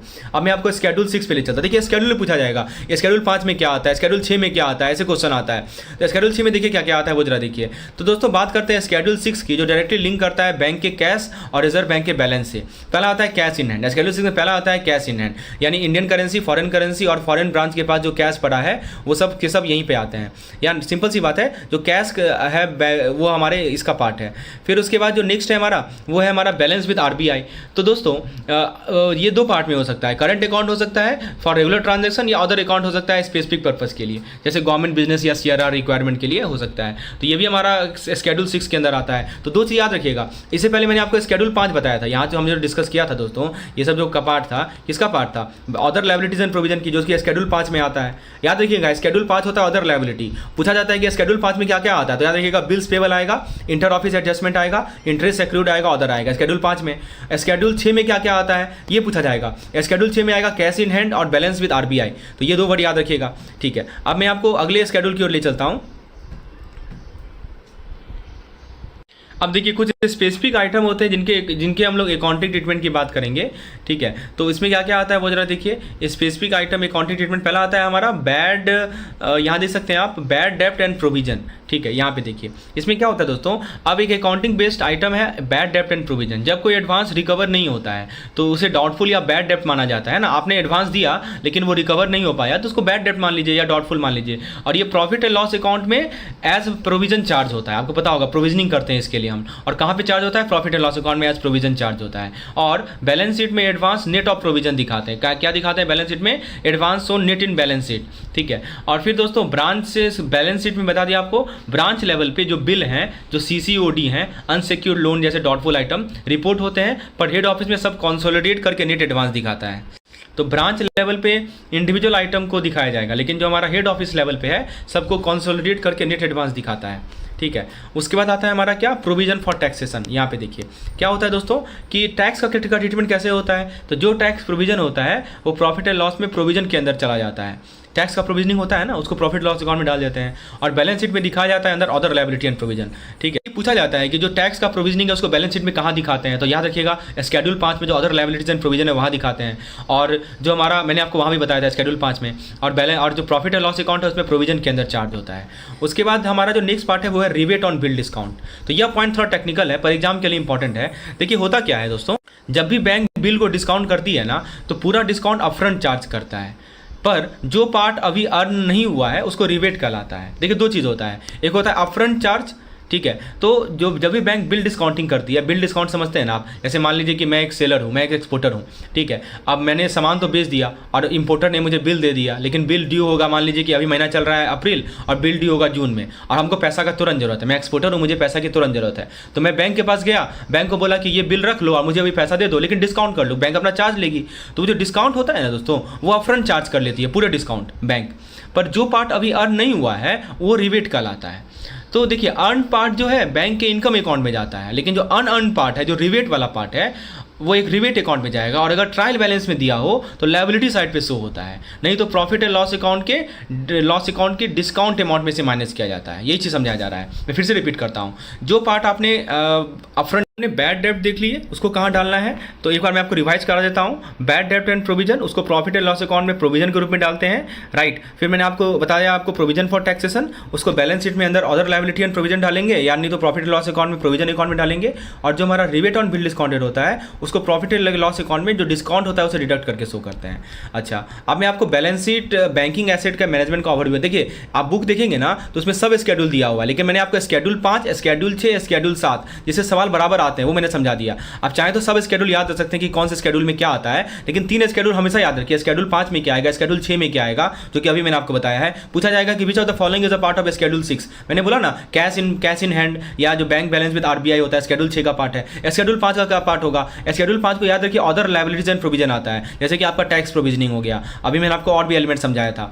अब आइए इस पर बात करते हैं। दोस्तों बैंक के एसेट 2 टाइप के होते हैं, एक परफॉर्मिंग, एक नॉन परफॉर्मिंग। परफॉर्मिंग का मतलब क्या होता है कि जहां से रेगुलर इनकम आती है। नॉन परफॉर्मिंग का मतलब क्या होता है, जहां 90 दिन से कोई पैसा नहीं आया। अब एनपीए का ब्रेकडाउन देखते हैं। देखिए इसमें क्या है, क्या कंडीशन होता है एनपीए का, तो टर्म लोन यदि है तो यदि वो ओवर ड्यू हो गया 90 दिन तक तो एनपीए का लाएगा। अब ओवर ड्यू का मतलब क्या होता है कि सिंपल सी बात है कि आपने टर्म लोन लिया, आपने उसका ईएमआई पेमेंट जो है ड्यू है, ठीक है। मान लीजिए कि आज 1 जनवरी को ड्यू हो गया और आपने 90 दिन तक उसका पेमेंट ही नहीं किया, इसको ओवर ड्यू बोलते हैं। फिर सीसीओडी है, तो इसमें जो है ना, इसमें एक टर्म यूज होता है सीसीओडी के लिए, जिसको हम लोग बोलते हैं क्या, आउट ऑफ ऑर्डर, ठीक है ना। आउट ऑफ ऑर्डर 2 कंडीशन में होता है। पहला कंडीशन क्या है कि जो हमारा आउटस्टैंडिंग अमाउंट है वो जो हमने सैंक्शन लिमिट है उससे ज़्यादा हो जाए, यानी तो 90 दिन से ज़्यादा हो जाए। 90 दिन तक जो है आउटस्टैंडिंग अमाउंट लिमिट से ज़्यादा है, कोई क्रेडिट ही नहीं हुआ है तो वो एनपीए हो जाएगा। कोई बिल है वो भी एनपीए तभी होता है यदि वो 90 दिन तक अनपेड रहे। और बाकी सभी केस में एनपीए 90 दिन एक रूल है, याद रखिएगा, ठीक है ना। लेकिन आपको पूछा जाए कि शॉर्ट क्रॉप, लॉन्ग क्रॉप, तो क्रॉप वाला रहे तो यदि लॉन्ग ड्यूरेशन क्रॉप है तो 1 crop season, short duration crop है तो 2 क्रॉप सीजन, ये सब एनपीए का नियम है। अब इनकम रिकॉग्निशन की बात करते हैं। देखिए जब एसेट परफॉर्मिंग होता है ना तो इनकम एक्रूअल बेसिस पे रिकॉर्ड होता है। एक्रूअल बेसिस का मतलब कि यानी पैसा आने का प्रॉमिस ही काफ़ी है। लेकिन जब एसेट एनपीए हो जाए तो इनकम सिर्फ कैश बेसिस पे रिकॉर्ड होता है। यही चीज़ बताया जाता है, बहुत इंपॉर्टेंट है। देखिए 2 चीज़ होता है, एसेट आपका ये परफॉर्मिंग रहेगा या नॉन परफॉर्मिंग रहेगा। परफॉर्मिंग है तो एसेट को आप, इनकम को आप एक्रूअल बेसिस पे रिकॉर्ड कीजिए, यानी पैसे आने का प्रॉमिस ही काफ़ी सफिशिएंट है। लेकिन जब एसेट एनपीए हो जाता है तो इनकम को आप कैश बेसिस पे रिकॉर्ड कीजिए, यानी पैसा आए तभी काउंट कीजिए। और जो हमारा इंटरेस्ट एक्रूवल है एनपीए के केस में होता है उसके लिए प्रोविजन करना पड़ता है। लिखा है ना, accrued NPA interest provision required, ठीक है। चलिए तो प्रोविजनिंग का बात है, अब कितना प्रोविजनिंग करना पड़ता है वो भी देख लीजिए। तो देखिए अब ये एग्जाम के लिए बहुत इंपॉर्टेंट है। जो हमारा स्टैंडर्ड परफॉर्मिंग एसेट है उसमें 0.25 से लेकर 1% होता है अलग अलग केस में, ठीक है। लेकिन जो सब स्टैंडर्ड है उसका मतलब क्या होता है, देखिए जब मान लीजिए कि एनपीए जो है ना 12 महीना तक एनपीए रहा है अकाउंट तो सब स्टैंडर्ड कहलाता है। इसमें भी आपका SMA 1, SMA 2, SMA 3 आता है, वो अलग अलग केस है, ठीक है। तो अब देखिए वो 90 दिन के लिए होता है। एनपीए होने से पहले का SMA 1, SMA 2, SMA 3 होता है, वो सब स्टैंडर्ड का पार्ट नहीं है, ठीक है ना। मान लीजिए बिल ड्यू हो गया तो ड्यू होने का जो पहला 30 दिन होता है वो SMA 0 होता है, अगला 30 दिन होता है SMA 1 होता है, अगला 30 दिन होता है SMA 2 होता है। 90 दिन तक चलता है ये। और यदि ये हमारा कैश क्रेडिट अकाउंट है तो उसमें SMA 0 का कंसेप्ट ही नहीं है, 1, 2 होता है। तो चलिए वो भी आपको पता होना चाहिए कि SMA 1, SMA 2 क्या होता है। अभी हम लोग फिलहाल सब स्टैंडर्ड एसेट की बात करते हैं। तो सब स्टैंडर्ड का मतलब क्या हुआ कि आपका अकाउंट एनपीए हो चुका है, 90 दिन से ज़्यादा ओवर ड्यू हो चुका है for less than 12 month, sorry. तो उसके लिए आपको क्या करना है कि यदि सिक्योर्ड है तो 15% प्रोविजनिंग करना होगा, यदि अनसिक्योर्ड है तो 25% करना पड़ेगा। तो आपको एक टेबल में आपको याद, मैंने एक ट्रिक बनाया था। यदि आप चाहते हैं कि उस ट्रिक वाला वीडियो आप चाहते हैं, अलग से मैंने वीडियो बनाया ट्रिक याद रखने के लिए, क्योंकि प्रोविजनिंग पे एक केस स्टडी आता है हर एक साल। यदि आप चाहते हैं कि उस प्रोविजनिंग वाली ट्रिक को, तो प्लीज़ कमेंट सेक्शन में यस लिखिए, मैं आपको वो वीडियो प्रोवाइड कर दूंगा। डॉटफुल एसेट में यदि अनसिक्योर्ड है तो 100% प्रोविजनिंग होता है, ठीक है। और डॉटफुल एसेट यदि सिक्योर है, सिक्योर का मतलब कि एक साल तक 25% प्रोविजनिंग, 1 से 3 साल तक 40% प्रोविजनिंग, और 3 साल से ज़्यादा तो 100% प्रोविजनिंग। और लॉस में आइडेंटिफाइड लॉस है तो चाहे सिक्योर्ड सिक्योर्ड कुछ मैटर नहीं करता, वो 100% प्रोविजनिंग करना है क्योंकि वो लॉस हो चुका है। अच्छा, इन्वेस्टमेंट का क्लासिफिकेशन देखिए कि बैंक के इन्वेस्टमेंट भी क्लासिफाई होते हैं, government security, approved security, debenture bond, या जैसे कमर्शियल पेपर, म्यूचुअल फंड। तो दोस्तों बैंक एसेट मैनेजमेंट का एक ऐसा टॉपिक है जहां क्लासिफिकेशन, इनकम और प्रोविजनिंग तीनों का क्लियर अंडरस्टैंडिंग होना मस्ट है। तो आपने यदि इसको समझ लिया तो बस आपको पता हो गया होगा। अच्छा, एक और चीज़ है वो की है हमारा SLR इन्वेस्टमेंट। SLR इन्वेस्टमेंट का स्ट्रक्चर ये क्या होता है इसको भी देख लीजिए। एसएलआर इन्वेस्टमेंट के बारे में क्या बताया जा रहा है, इस पर भी सवाल बनता है, ठीक है। तो देखिए दोस्तों, इसमें क्या, इसका क्या मतलब क्या होता है कि एसएलआर सिक्योरिटीज़ आता है। मतलब क्या हुआ इसका कि वो सिक्योरिटी जिसमें बैंक इन्वेस्ट करती है एसएलआर रिक्वायरमेंट के अंदर, और वो टिपिकली गवर्नमेंट सिक्योरिटी, बॉन्ड या अप्रूव्ड एसेट के फॉर्मेट में होगा। करंट एसएलआर यानी कि current required percentage of a bank net demand and time liability NDTL that must be held in the form of SLR security. फिर आता है permanent SLR, यानी कि जो फिक्स्ड या लॉन्ग टर्म एसएलआर रिक्वायरमेंट है जो कि सेंट्रल बैंक ने सेट किया है। और फिर एक आता है नॉन एसएलआर सिक्योरिटी, यानी जो इन्वेस्टमेंट जो कि हमारा एसएलआर रिक्वायरमेंट का पार्ट नहीं है, बैंक फ्रीली इसमें इन्वेस्ट कर सकते हैं, ठीक है। और एक होता है हमारा इन्वेस्टमेंट आउटलेट। इन्वेस्टमेंट आउटलेट क्या होता है कि जो एवेन्यू, जो ऑप्शन अवेलेबल है बैंक को इन्वेस्ट करने के लिए एसएलआर और नॉन एसएलआर में। तो दोस्तों इतना यदि आपने कवर कर लिया ना, तो आप मान के चलिए कि ज़्यादातर सवाल इतने ही से आएंगे, क्योंकि बार बार रिपीट हो रहे हैं। वैसे तो बुक चैप्टर पढ़ने जाइए तो सब कुछ है आपको पढ़ना, लेकिन मेन चीज़ जो आपको पढ़ना है वो मैंने आपको बता दिया। यदि आपको इच्छुक है क्रैश कोर्स में इनरोल होने के लिए, डिस्क्रिप्शन में जाइए, नंबर है, व्हाट्सएप कीजिए मुझे डिटेल, जब मैं आपको सैम्पल PDF, सैम्पल वीडियो सब प्रोवाइड करूँगा। नहीं तो ऐप को इंस्टॉल कर लीजिए, ऐप में आपको डायरेक्टली कोर्स का लिंक मिलेगा और आपको 35% का डिस्काउंट भी मिलता है। धन्यवाद।